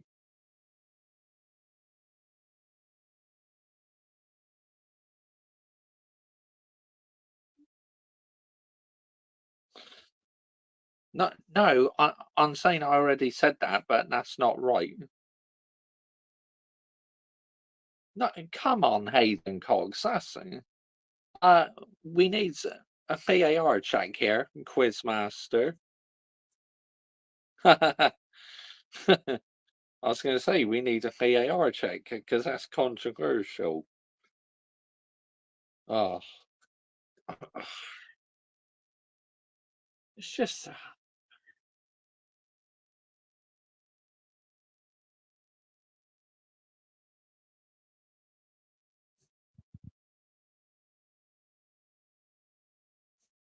Mate, it's obvious. But you put ex-Man United player and Real Madrid player. Do you mean ex-Real Madrid player and Man United player? Is that what you mean? You spelt it the wrong way round. Are you trying to catching me out? Because if you have, then that's crafty, mate. Because remember you did that the other day. You literally said it backwards, what you didn't mean and that. So I reckon you, like, literally, you mean it's an ex-Real Madrid player, but he's currently playing for Man United right now. That's I thinking towards it anyway.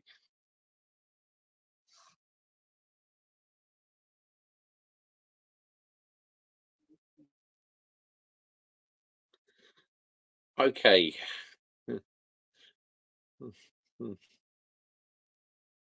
Ruud van Nistelrooy. It's got to be Ruud van Nistelrooy. Come on. If it's not Ruud van Nistelrooy, then this is surely rigged at the highest level. The current interim manager of Man United. Ruud van Nistelrooy. It's got to be Ruud van Nistelrooy. Come on, our interim manager, Ruud van Nistelrooy. Otherwise, I'm going to.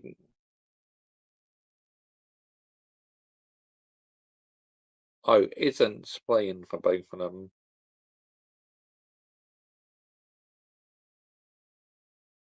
Ah, ah, gosh damn it. Hmm.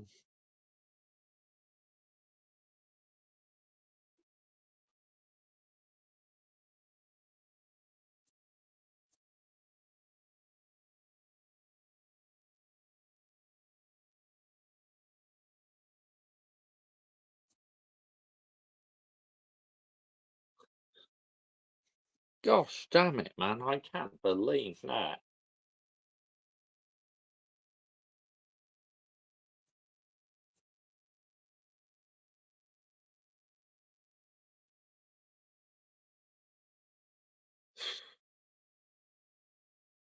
Oh, fucking heck, man. Hmm, hmm. Who is it? Who is it?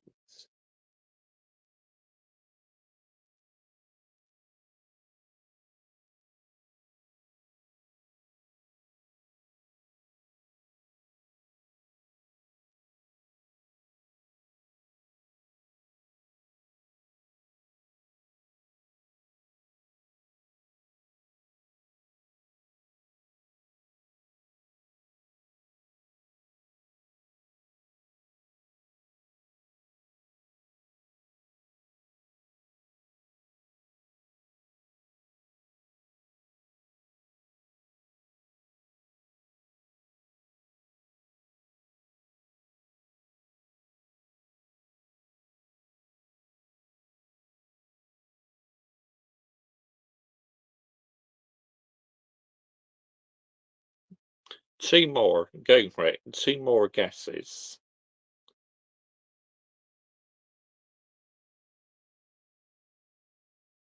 Yeah, two more.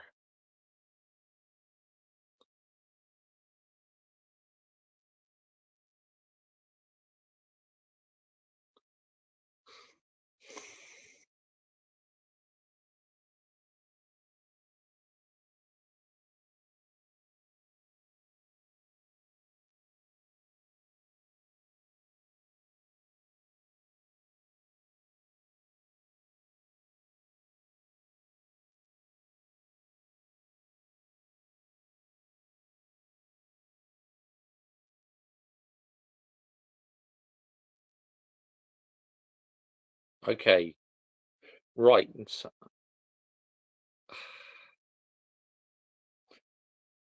Owen Hargreaves.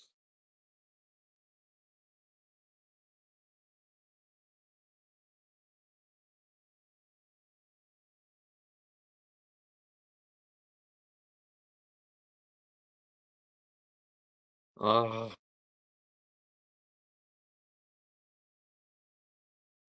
he's won a trophy for his country.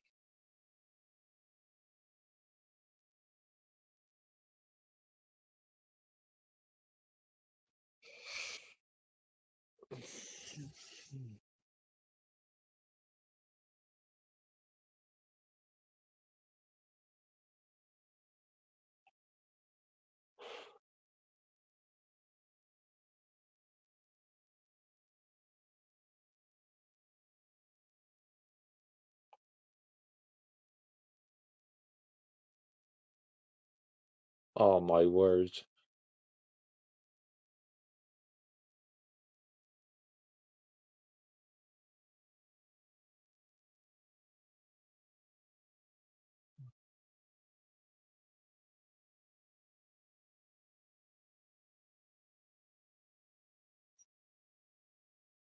Oh no.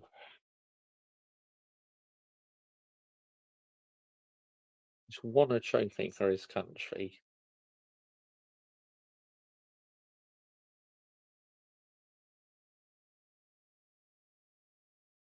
Oh gosh.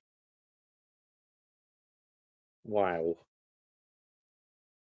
I mean, it's still not ringing any bells. It really isn't.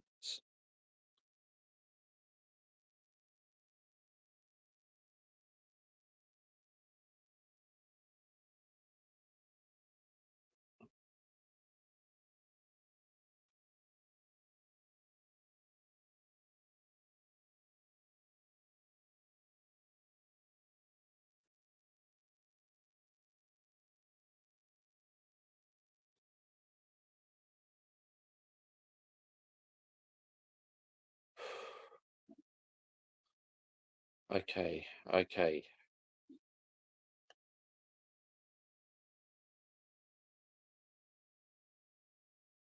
Over 100 appearances for Madrid. Over 100 appearances. Oh, God. Who is it?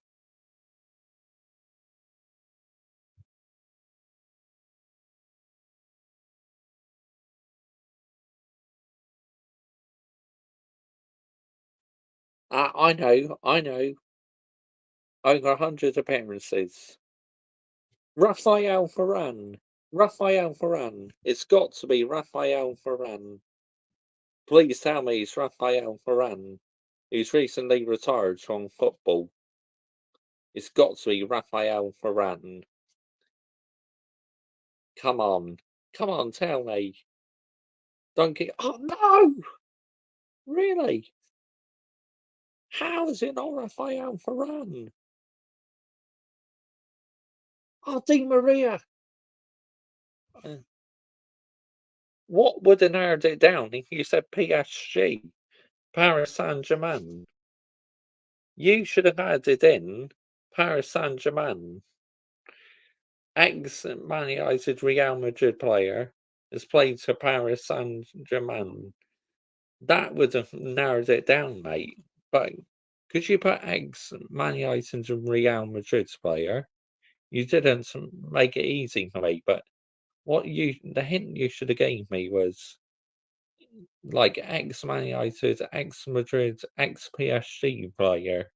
That's what you should have done, because that would have narrowed it down for me. Oh, damn it, man. Ah. Is there going to be a twist? Is there going to be a twist to the tale? Is the Quizmaster going to offer me a second chance? Is he going to give me another chance?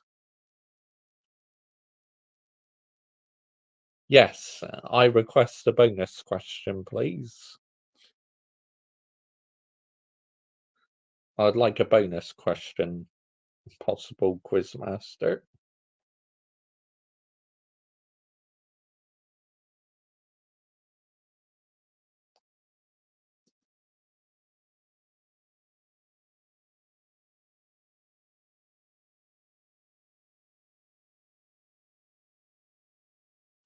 Okay, cool. I can have a bonus question. Let's go. Let's go, mate.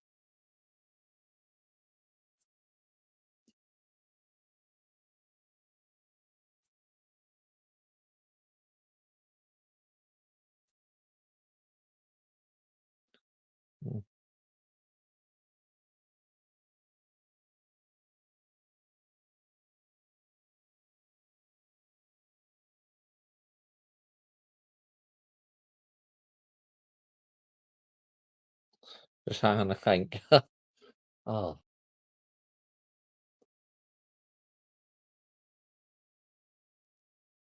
Give me 30 seconds. Oh, here we go. The suspense. What are we doing here?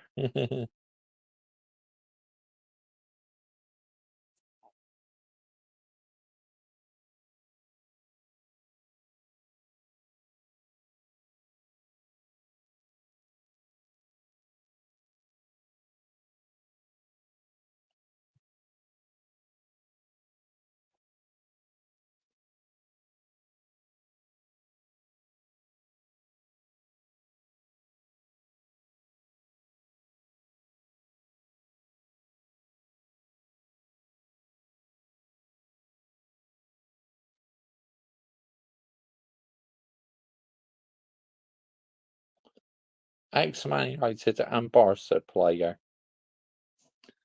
Okay. You need to get this right.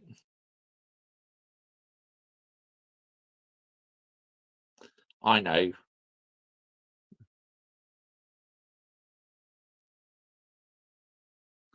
Gerard Piqué. It's got to be Gerard Piqué, the ex-defender. Gerard Piqué. Come on, please say it's right. Come on, come on. No.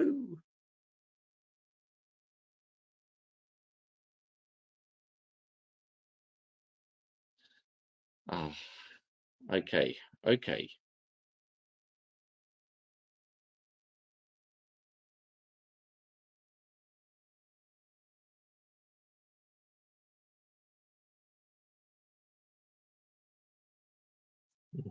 Memphis Depay. Memphis.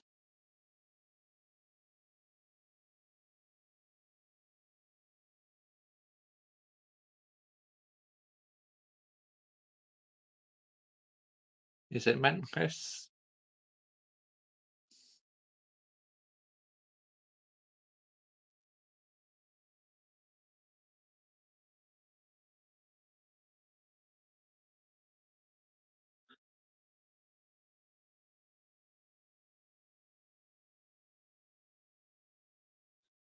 .500 appearances for Barca.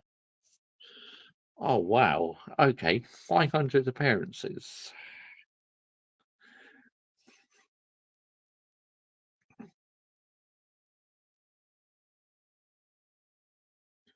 Oh.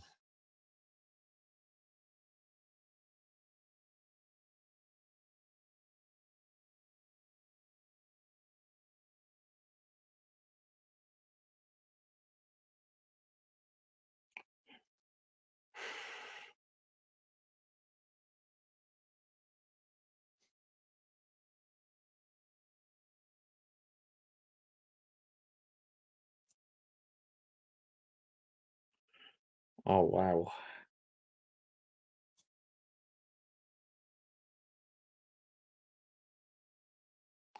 Is considered a Barca legend. Okay, okay.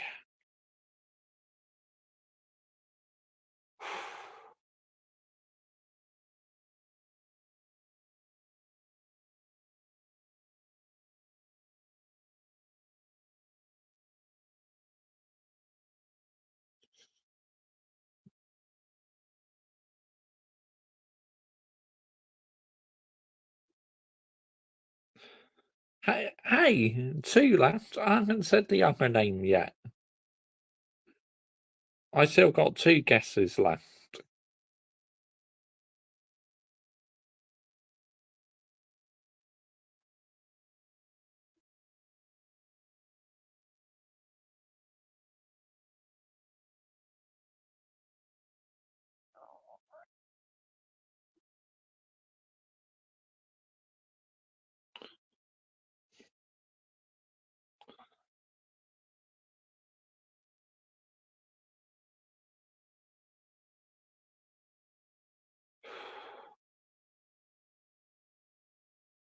Mm. 500 appearances.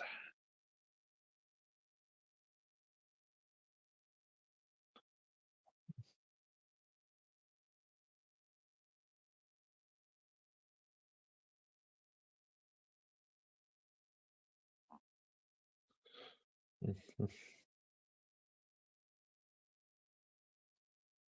Oh.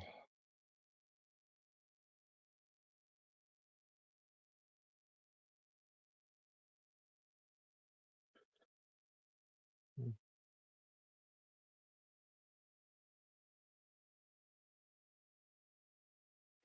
One is huge. Over 500 appearances. Oh.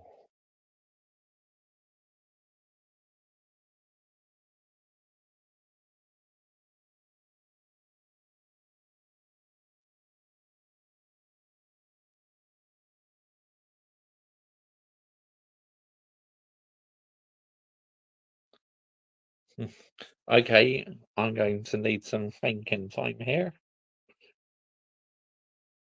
Yeah. I think I need some thinking time, so I will be back.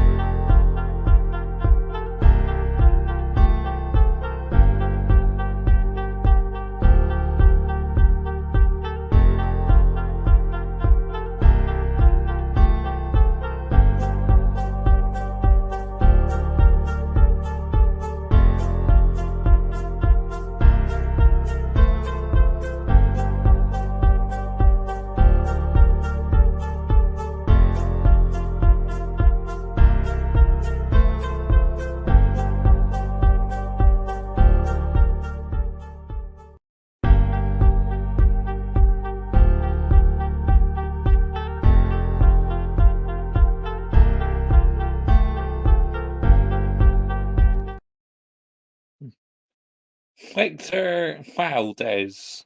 I've had some thinking time. I'm going to think Victor Valdez.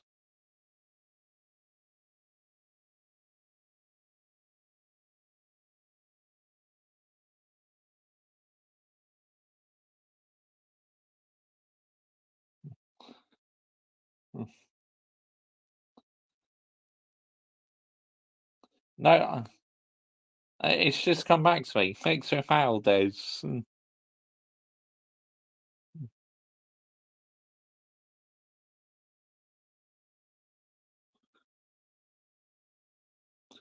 No, I said I needed some thinking time. Victor Valdez.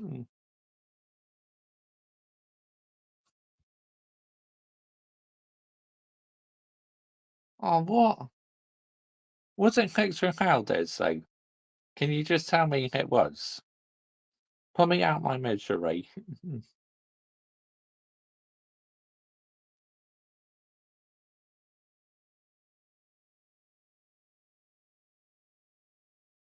No, I'm not saying you have to give it to me, but was that the correct answer? Victor Valdez.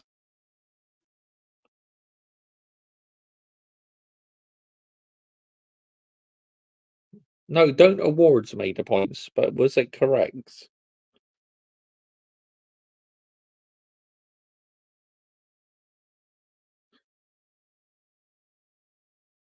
Oh, come on. It was, wasn't it? It was, but because I had to take a break, you had to avoid it.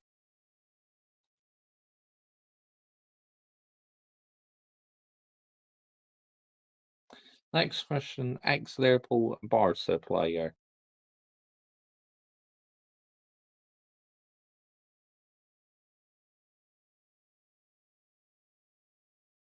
Cool.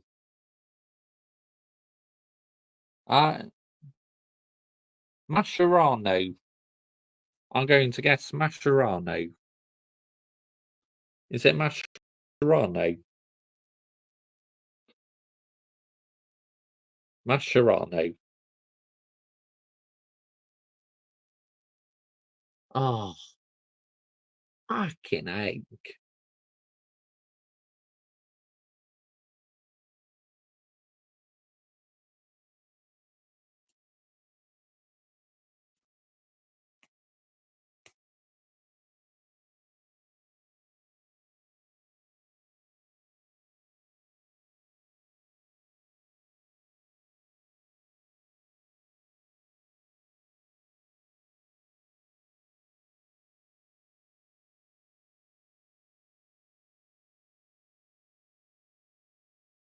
Oh, come on, that's brutal, Quizmaster. That's absolutely brutal.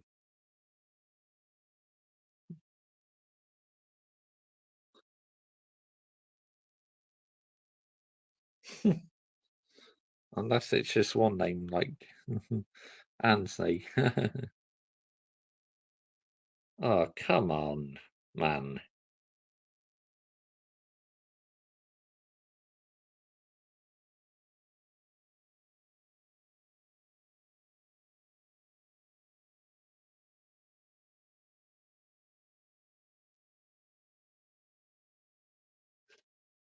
At 3.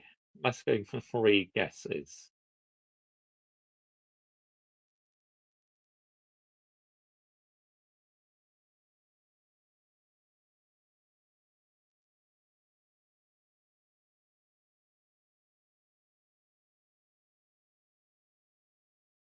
Yeah, 3 guesses I request.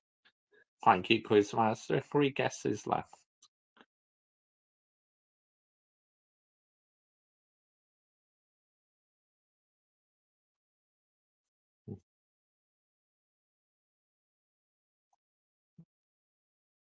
The Quizmaster is only brutal as he knows you have elite high standards when it comes to football quizzes.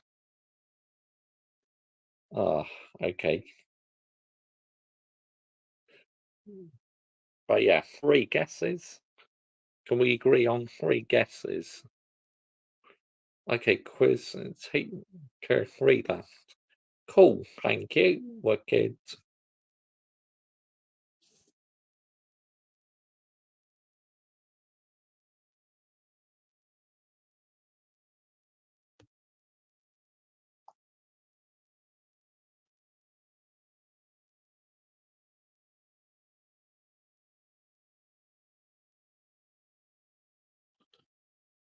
Pepe Reina.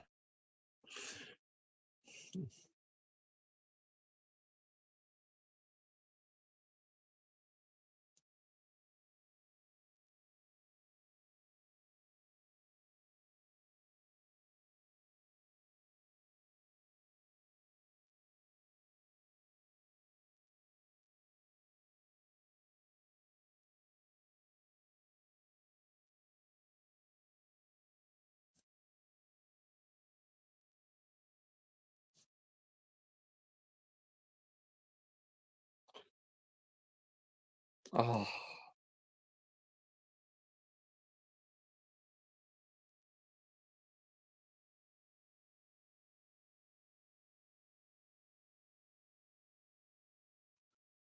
Hence he's skillful.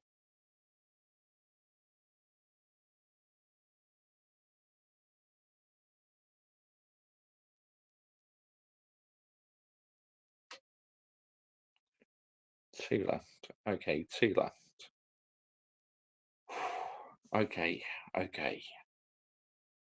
Oh, this is huge.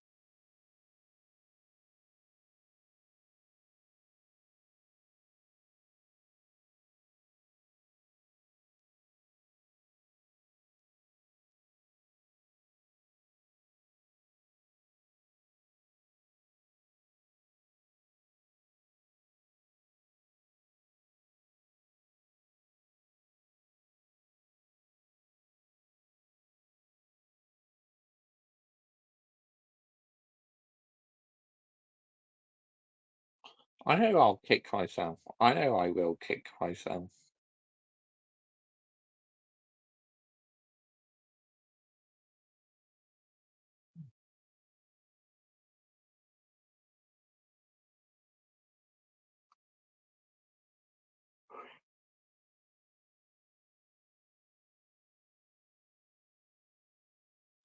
You may even hit the sofa.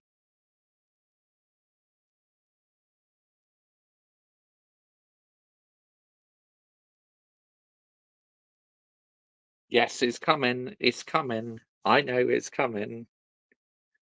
It's a certain player who got in trouble in the past. Luis Suarez. It's got to be Luis Suarez, hasn't it?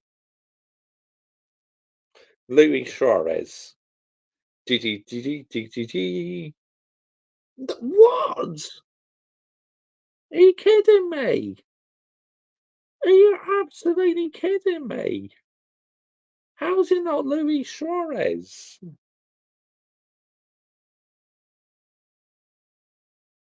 Uh, how? How is it not fucking Luis Suarez? It's got to be Luis Suarez. How?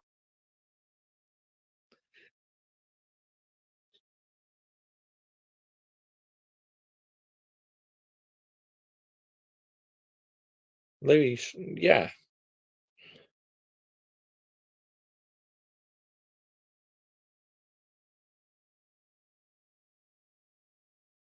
We,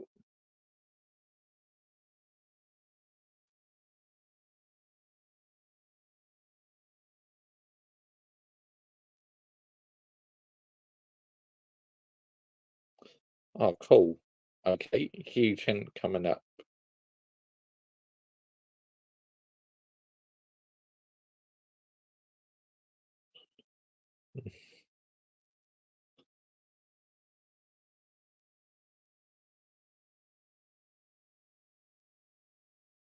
Retired now. He's a midfielder.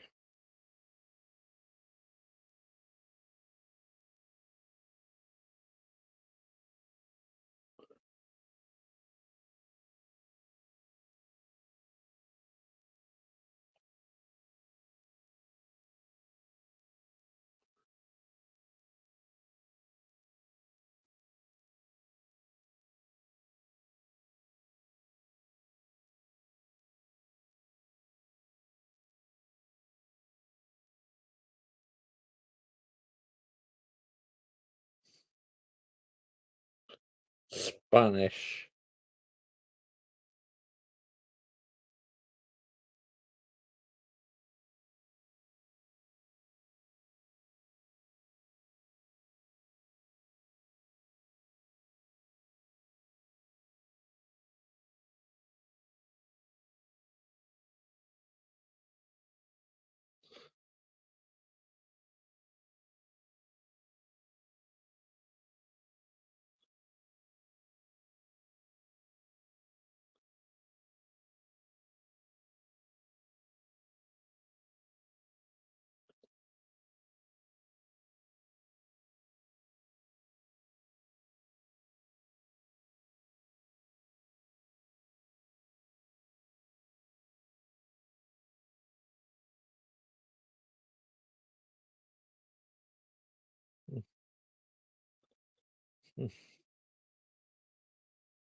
Xabi Alonso.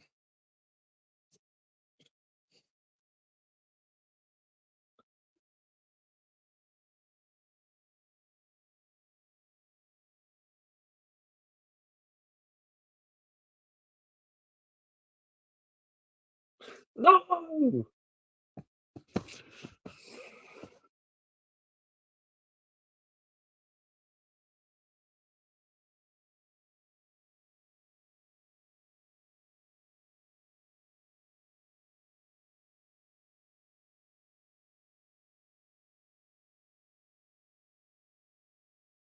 Oh, I can't believe this. Oh, see, I've only ever heard of. See, I would never thought that. Never in a million years would I have thought that.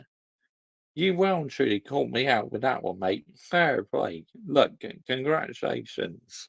Okay, you well and truly win the battle tonight. Honestly. But I want clarification to that question you voided. I'll be waiting for a PM later because I had to stop and think for a second. Controversy. I want to know what the answer was to the previous question. But yeah, fair play. You called me out on that one. So yeah, you're a worthy winner. So enjoy the moment. Enjoy the celebrations. Right. Let's watch some more match reactions, shall we? Right. Okay.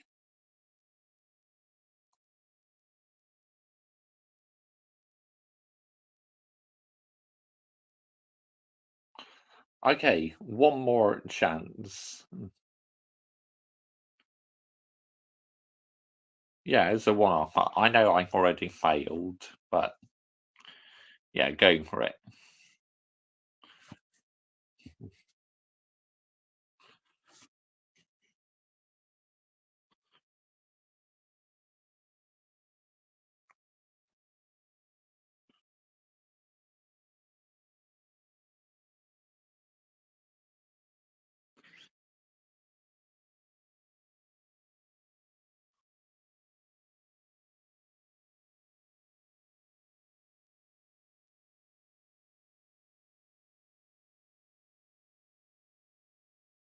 Ex-Man City and Liverpool player. Ex-Man City and Liverpool player. James Milner.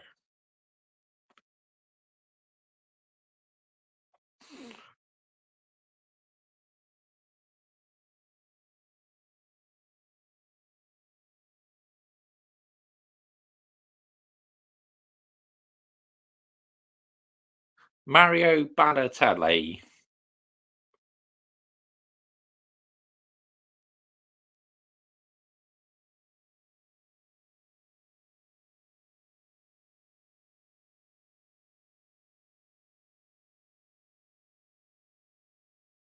Oh, damn it, man.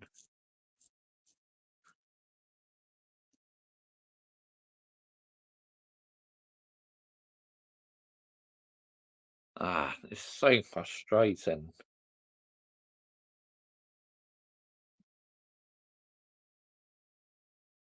Oh.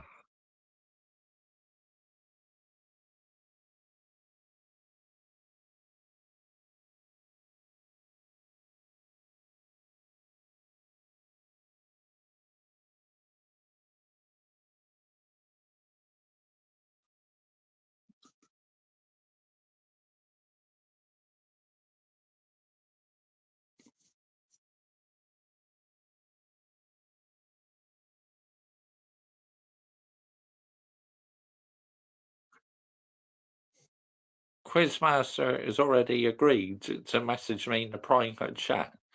So the Quizmaster cannot go back on his question, and I think it's an unfair advantage. I think it's unfair that the Quizmaster avoided the question when I needed some time out to think. So I'll be requesting a review in the private chat. And unfortunately,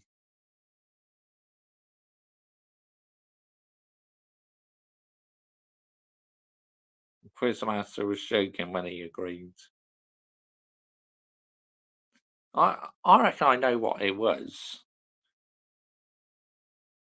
Just because I had to take some time out for a few seconds. I mean, come on, man. Ridiculous, Quizmaster. That, you need to be investigated. I'll be literally invoicing my lawyer. No, I'm joking. I'm joking.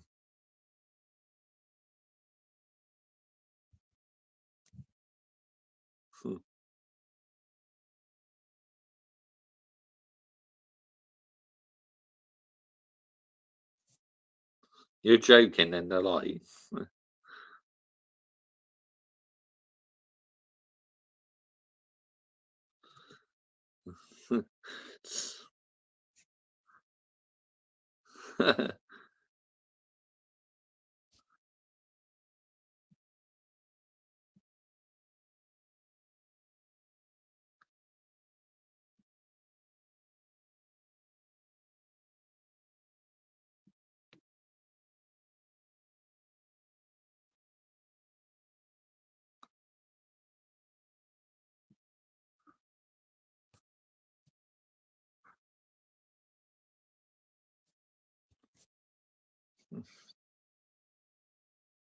Nope, not yet.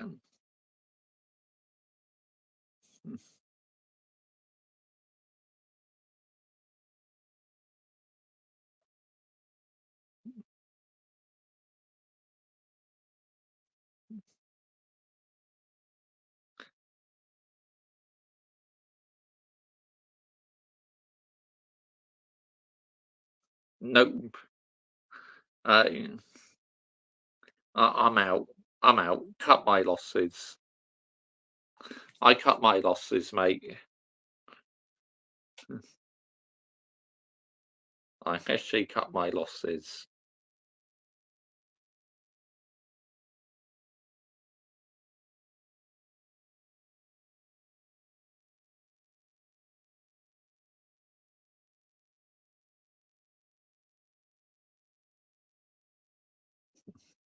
Yeah, tell me the answer then. Like I said, I cut my losses.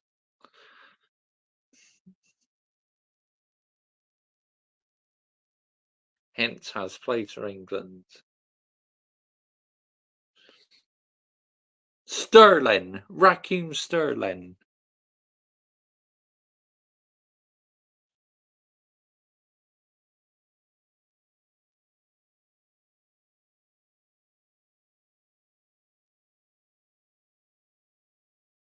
Oh. Oh well, it doesn't matter on the outcome anyway. I already failed, so who cares? It doesn't matter, does it?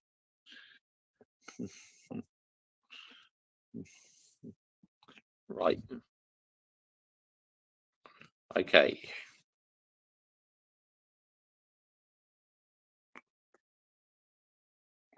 Right.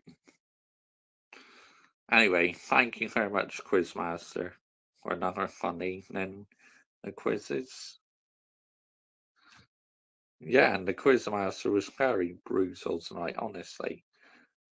But, but I'm still doing a review because, it's like I only took myself away about a minute or so to think about the answer to the question what got avoided. That is brutality in the highest level. And I request a review immediately. Right, okay. Let's go on the YouTube.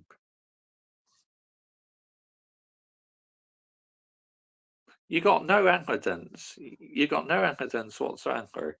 There's no. You didn't see anything whatsoever. I think, really, that the one answering the question still has his streak, but has been absolutely robbed of his streak when he guessed Valdez. Been completely robbed at the highest level. We've been robbed. We've been robbed. We've been robbed. We've been robbed. We've been robbed.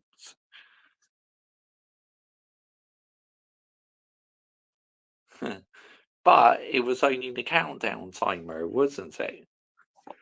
What? Oh, wow. Just because I had to stop and think. I've been robbed. I've been robbed. I've been robbed. I've been robbed. I've been robbed. I've been robbed. I've been robbed.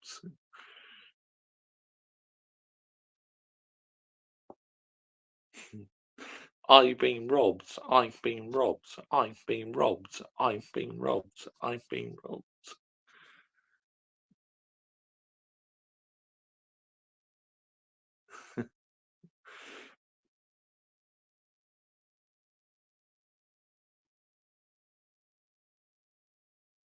What a difference Right, let's a day makes. get back to some match reactions now. Forget about the quiz master. You're a cheat. You're a cheat. You're a cheat. You're just messing, mate. For the duration of this stream. Thank you for choosing to watch Flying Pig United. Enjoy. This is a gilet-free zone. Not only is it not required, it's required that you don't wear a gilet, mate. Right, going into this game, I was expecting United to lose, I'll be honest, because of the recent form and how gash we've been this season. But actually having seen the lineup and the fact that we are United at Old Trafford and we've been shite and we need a reaction and the players are going to be doing it for Rude and they're trying to impress the new manager and they're trying to impress the fans and it's Old Trafford, all the rest of it, I think we're going to win. That's right, guys. I think we're going to batter up these Chelseammers today. I've got a newfound sense of confidence for some reason. You know why? Because we've got a coach in the dugout wearing that. A nice, smart, casual polo jumper with a nice suit jacket, looking like an absolute smart don instead of a gilet wearing Mel. So I feel like we've got a chance. And if you actually look at the lineup today, in my opinion, I think it's probably the best lineup that United have put out all season. That's why I'm thinking we might get a result today, because we have been shy. But Rude's come in, maybe a different attitude. Look at that. Look at the advertising on in the background. It says, play with attitude, play with creativity, play with passion. This is a fucking Remington advert. What? I thought it was like some man, Remington. What? Enjoy your legendary moments with a fucking hairdryer. Rashford's done bits, great feet. Oh! Bruno with the rebound just over the top of the crossbar. What a bit of play by Marcus Rashford. Unbelievable feet to skin the defender and get it into the box there. It's a nice try from Rashi. Look at this. It's lovely. Look at those feet from Gashford there. Not Gashford there at all. Bloody Flashford. Marcus Flashford with some flash feet there. That was majestic. Almost, it's such a shame we didn't. Hoyland's been fouled off the ball. It's a pen. Hoyland fouled by Colwell May. Penalty! Penalty! It has to be. Hoyland fouled off the ball. Go and have a look at the VAR. It's a fucking pen. What the fuck, mate? There's no VAR check. What a stitch up. Anyway. Oh, dudes, Rashford just before half time into the woodwork on the volley from just literally a yard out. The delivery comes in from Masrui. Oh no, it's Bruno Fernandes. What a great ball to the back post. Rashford volleys it, half volleys it, no, full volleys it. Side foots it with the volley. It's almost a delicious placement. Or is it off the laces? But it's a delicious effort from Rashford. It's just so close to getting a goal there before half time, but not quite. Oh, man. Rashford nearly scores. What a great delivery that was by Bruno Fernandes. It was much better. And like I say, we've kept Cole Palmer quiet today. We've literally turned him into Hans Klopek today, folks, from the movie The Burbs. Do you know what I mean? He's just like, offering out pretzels and sardines at half time here instead of orange slices, this twat.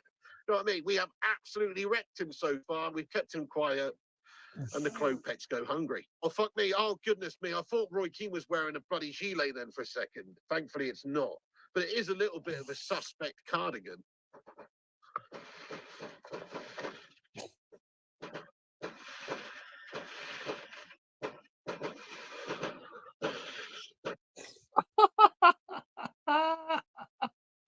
Oh, wow. Fireworks going off while Lime Pig United was streaming. Oh, that's brilliant, man. That's absolutely gold.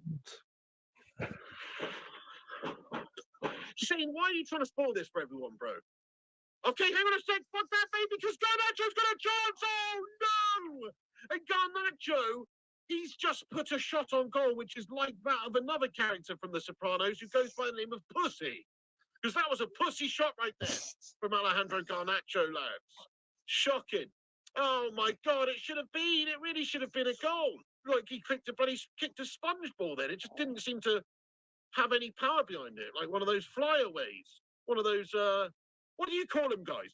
What those penny balls, mate? What are they called? You know, those little shitty plastic ones you used to get at the newsagent as a kid. What were they called? Floaters? Yeah, floaters. That's it. Like a fucking floater there that he just kicked it. Oh, referee, man, yes!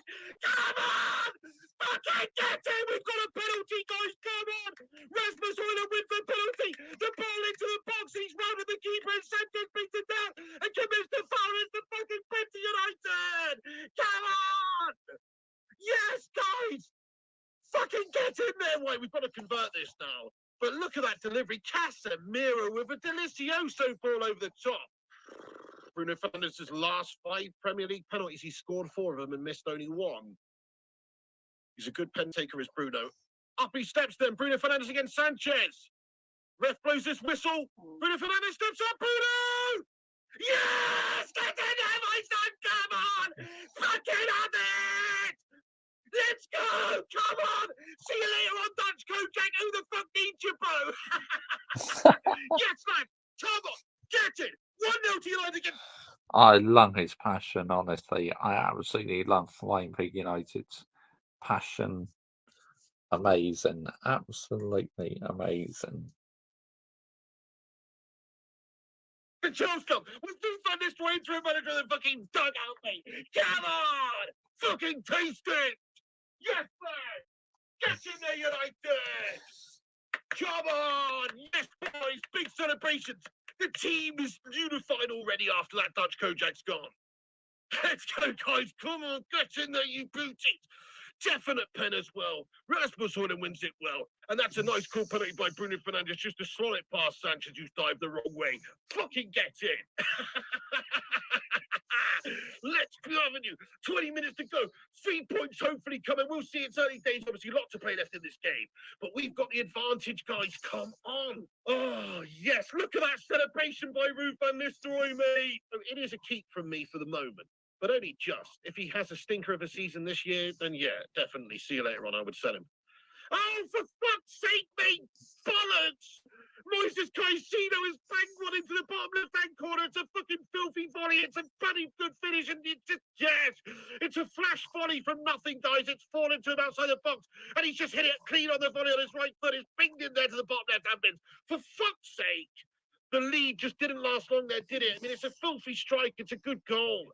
It's a good goal. He's just confused everyone there. Hit it first time, and it's right in the bottom corner. It's a fucking good goal. Gasharama. Moises Caicedo with the finish.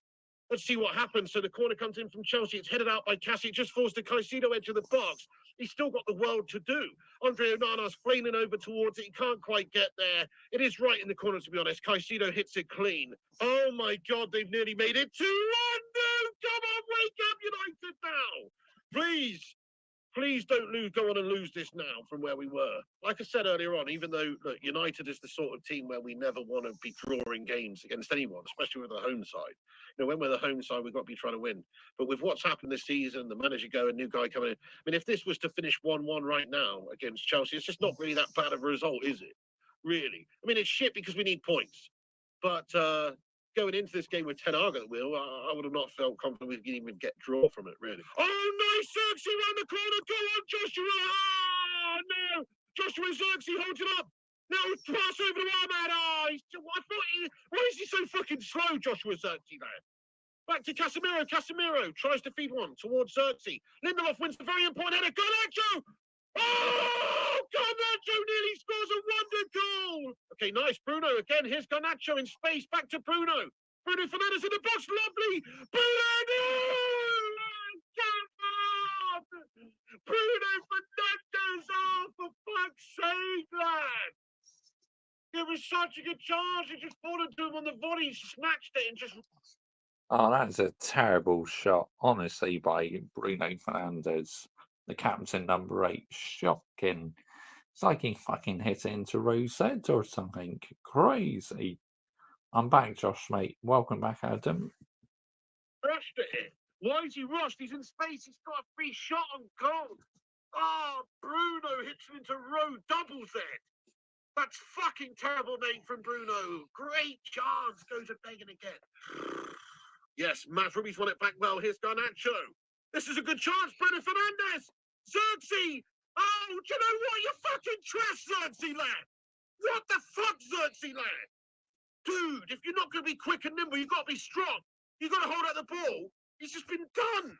Xerxes completely fucking wastes our opportunity there with a bit of soft play from the man. And Cole Palmer just completely makes a min of it. You know what? I mean, what the fuck is Martinez doing? Martinez is an absolute fool in that moment. He's lashed out at Palmer. He's barely touched him. I mean, if you're gonna do someone, do him. You know, but not that. What's he done? He's gone up with his stubs late. He's gonna get sent off here, guys. And it's the stupidest challenge. There's no need for it. It is by the letter of the law. That's a red card. He's literally studs up late on purpose, nowhere near the ball. It's just for the man. It's a red card. It's fucking idiotic. With a minute left in the game, he's going to be suspended for 3. It's fucking idiotic from the butcher there, man. After a good display. Yes, mate, he got a yellow card. Come on. Finally, the ref makes a decision I can get on board with there. Yes, and Nicholas Jackson also got a yellow card as well. Come on. Okay, nice. He's not banned. Palmer, no. Piss off! Piss off! Piss off! Yes, he hits his own teammate Cucurella with the shot. Fernandes, who's still at the pitch. He's just going to have to blow your whistle now, ref, to be honest. That's such a waste. That's a shit corner from Bruno. There you go. The final whistle has gone, guys. It's 1-1. Oh, I love these reactions. Just, the passion he shows is second to none, man. Honestly, brilliant. Right, let's check out Saeed. Experience the power of AI with Foxit. What's going on, people? Welcome back to Saeed TV. Manchester United 1, Chelsea 1. Goals coming from Bruno Fernandes and Caicedo. The Almidico is over. 2 teams that are still learning, 2 teams that are trying to fight for different options, but one thing's for sure, Manchester United are where they are. We are 12th or 13th for a reason. There is no quality. There's nothing. I'm not going to lie to you, man. It is absolutely poor up front. Goals are a problem. Creating chances are a problem. We are where we are for a reason, man. And that was dire, man. That was absolutely dire, man. We have spent a lot of money, and some of them, I don't know what. Some of them, I don't know what's going on. But Amorim, you have got a job on your hands to A, work with the players you've got for the season, because we're not going to sell anyone in January, and B, get a tune out of these players, man, because, boy, certain players, man, Garnacho, oh my God, man, what are you doing, bro? Are you all right in the head? Like seriously, Garnacho, man, what is wrong with you today? Greedy. Like it's not all about you, you know, bro. Why are you so greedy, Garnacho? Seriously, Casemiro had to go at him today for being that greedy. That's a good point, actually. Yeah, at times Ganacho was quite greedy in this game, I thought. That's a really good point by Saeed. Like, pass the ball. Like literally, you got teammates to help you. Pass the ball, bro. But yet again, he wants to be the star of the show. It's not about you today, bro. It's about a team effort. And today, the final misplaced passes again today. Just poor, man. Too many players taking too many touches. Too many players don't know what to do when they get the ball and receive it on the half turn.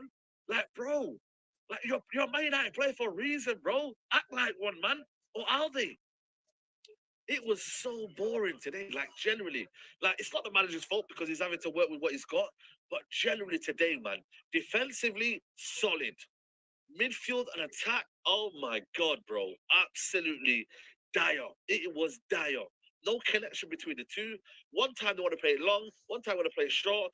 Players having a moan at each other. It's like, bro, you play with each other every day. Like, how do you not have a rapport? How do you not have this connection? Like Chelsea weren't that great today, I'll be honest with you. Chelsea were mid today as well. Cole Palmer, who mate? Absolutely non-existent. They were poor, but I'm focusing on Man United. Our attack, seriously, how can Ahmad not get in this team? Someone tell me how Ahmad here, who looked again so quick and decisive. It's crazy. Why on earth is Ahmad not starting these games? This is what I want to understand. It's abysmal. In that final third again and making the right decision. How can he not get into that United team? Can someone tell me, bro? How is Garnacho still in the pitch every single week? How is it that, we find an opportunity for Xerxes in the end and it's the wrong person to probably pass to because he isn't quick enough to get beyond the striker? What is, seriously, man, it's a mixture of very, very misfortune, but also just that know-how just to make a chance. Bruno wants to hoof it. You know what I mean? He got the goal today, but overall his performance was shit, man. I'll be honest with you. The referee didn't help, but I'm not going to make it about the referee. I never do, and I never will. But it was absolutely shocking today. This referee today wanted to make it all about himself, man. You know what I mean? He's got his pretty little haircut, yeah. He thinks he's a bodybuilder, yeah, and he's acting like one, bro. Like, shut. Like, seriously, man. Who are you, bro? The referee is not meant to be the main reason of the game, bro. Like, let the other outfield players be that reason. Why do you want to get involved, bro? It's almost as if like his ego's getting in the way of like the game. Like, what makes you think like that? The amount of situations where I was like, bro, you're giving them too many fouls here. What's going on here, man? But it didn't affect the game, if I'm being honest with you. We got the penalty, you know what I mean, slotted him nicely. And Caicedo, it's a brilliant effort. But they were shit, man. Our defense here today was absolutely outstanding. Mazraoui, man. What a signing Mazraoui has been. Like, generally, 12 million we bought Mazraoui for. And people were raising their eyes. I said, listen, have you not watched this guy at Bayern Munich, mate? Have you not watched him lock up Saka in the semi-final? Have you not seen this guy play for... To me, out of all the new signings, Mascherari is no doubt about it. Being the positive for me, he's been absolutely amazing. And Bayern Munich. This guy is a quality player. Not only is he good at the ball, defensively awareness is unbelievable. His passing in between the lines is great. Like his intelligence for me is second to none. Like people are not seeing Mazraoui. He gets forward. He wants to link up play. You know what I mean? He's got an eye for a pass. Like generally for me, that has probably been the hit of the summer. Right now, if we're talking about a hit, Mazraoui has been the outstanding sign of the summer. And that's a player that I'm excited to see under Amorim in that 3-4-3 system. That's the only one. Today, he was outstanding. Locked off Neto. Neto went to the side. Locked off, Mudryk. Nobody could get near him.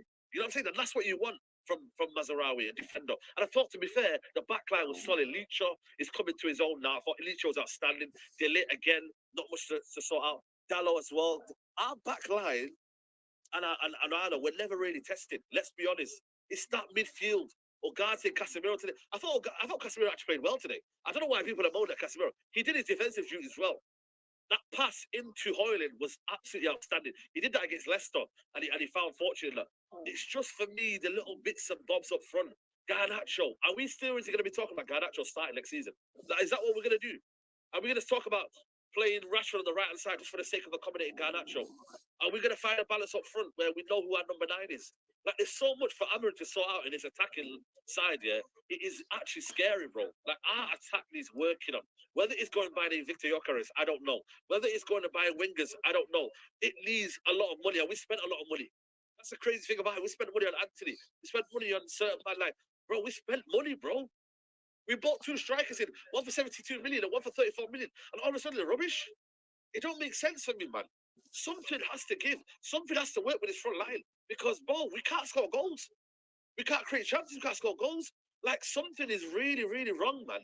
And I just hope Ruben Amorim can find the balance with his team because, boy, it is so bad. Nobody wants to really pass to each other. Everyone wants to kind of get their own glory. It's so weird, man, because it's like, at least with Chelsea players, they want to pass to each other. They want to try and give themselves a little free ball here and there. But with those, it's like, they want to be that kind of the man to win the game, bro. Like, everyone's going to have their own day to win the game, bro. Relax. Like, chill out, bro. But it just feels like, for me, it's like, we are where we are for a reason. I'm being serious, you guys. We are where we are. We're 12th. We're rock in that middle table. And we are a mid-table team for now. You know what I mean? Whether Ruben Amorim takes us to the next level, we have to be very, very careful with expectations, man. Because, yes, the players are not maybe at that level, but B, it's going to take us time to find the personnel which works with each other and understand that we're going to have to make some tough decisions. You have to drop your favourites. Any of your favourites, you have to drop them, man. If it means Bruno, if it means Rashford, if it means Gareth, drop someone because something ain't working. Something has to happen for the system to click. Something. Because for me, it's not just a change of actual kind of formation, it's a change of personnel. Generally, certain man can't be playing for the whole 90 minutes. Players that, like Ahmad, should not be coming off the bench with 20 minutes to go. Like, that shouldn't be happening, bro. Ahmad should be a star in this team. Like, genuinely, bro. Like, people look at the end glory and look at, oh, you know what? You need a finisher. You need someone who can get the goals. No. How about we we find facilitators? We find people that actually say, you know what? I'm going to play him through the ball. I'm going to be unselfish here and play through the lines. We need that. Ugarte needs a lot of work. He does. Because he's him stuck in between. Does he want to go and press high up the pitch, or does he want to sit back and defend? He's so, like, scared to do both. It's generally, like, you can see his legs, like, shaking in the ground. Like, I'm sat in the East Stand level. I can see his legs shaking because he's like, what do I do? Do I go press? Do I go, what do I do? So it's a lot of work, man. And for me, I'm very, very, I'm stuck in a position where I'm like, you can't get frustrated now. This is the time for the fans to be calm because it's just going to take a long time. This is going to take thorough training. It's going to take big decisions. It's going to take fan base to not like things certain ways as we've done. Like, it needs a lot of work, man. And like I said to you, there were certain things that I liked today. So in other words, are we saying trust the process? Are we? Are you going by that narrative? Trust the process? Because I definitely will not be trusting the process. I'll get behind Ruben Amorim, but I will not be trusting the process because I'm not one of them fans who goes and trust the process narrative. Good evening to you, Fatal Hamilton. In terms of defense, but our midfield and attack, bro. On another day, bro. Like, I swear down, bro. Like, we could have created so many opportunities, but we're just so slow to make that pass. So slow, you know. We're so slow to make that second pass. But I thought, for me, my man of match was Mazraoui. He was outstanding today, bro. Like, genuinely outstanding today, man. And I thought, for me, the back line deserved at least a minimum of a point. I'm not happy with the point, if I'm being honest with you, but it's a fair result. If you talk to me about a fair result, this is a fair result. No United fan can be coming out thinking we deserve to win. No, we didn't deserve to win, but we did not deserve to lose as well. Like, United did not deserve to lose today. Chelsea were very, very mid. Like, that was a very, very off day for them. But like I said to you, I was worried about the midfield triangles. But all in all, I felt like we contained them. We contained their better players. We contained Neto. We contained Caicedo. Sorry, not Caicedo. Cole Palmer. We contained our attack. I'm surprised. You know what? I'm not going to lie to you. I thought Enzo Fernandez, when he came on, did well. I really, really do. I thought he added a bit of potency in the midfield, got the ball started to move it a little bit more. But all in all, like I said to you, man, Jackson went missing. A lot of their players went missing. You have to give credit to that back line. At least with Ruud van Nistelrooy, you say, you know what? Let's be defensively solid. That's the least we can do. Be defensively solid. Because if you can't win, don't lose. Don't lose that game. So Yeah, man. Unfortunately, we couldn't get the win. And like I said to you, man, we moved, man. It's a lot of issues that need to be happening in this game, and we have to now focus, now, guys. Focus, focus, focus. Let's stop 3 points, and then we move. Amarin, we need you now, now.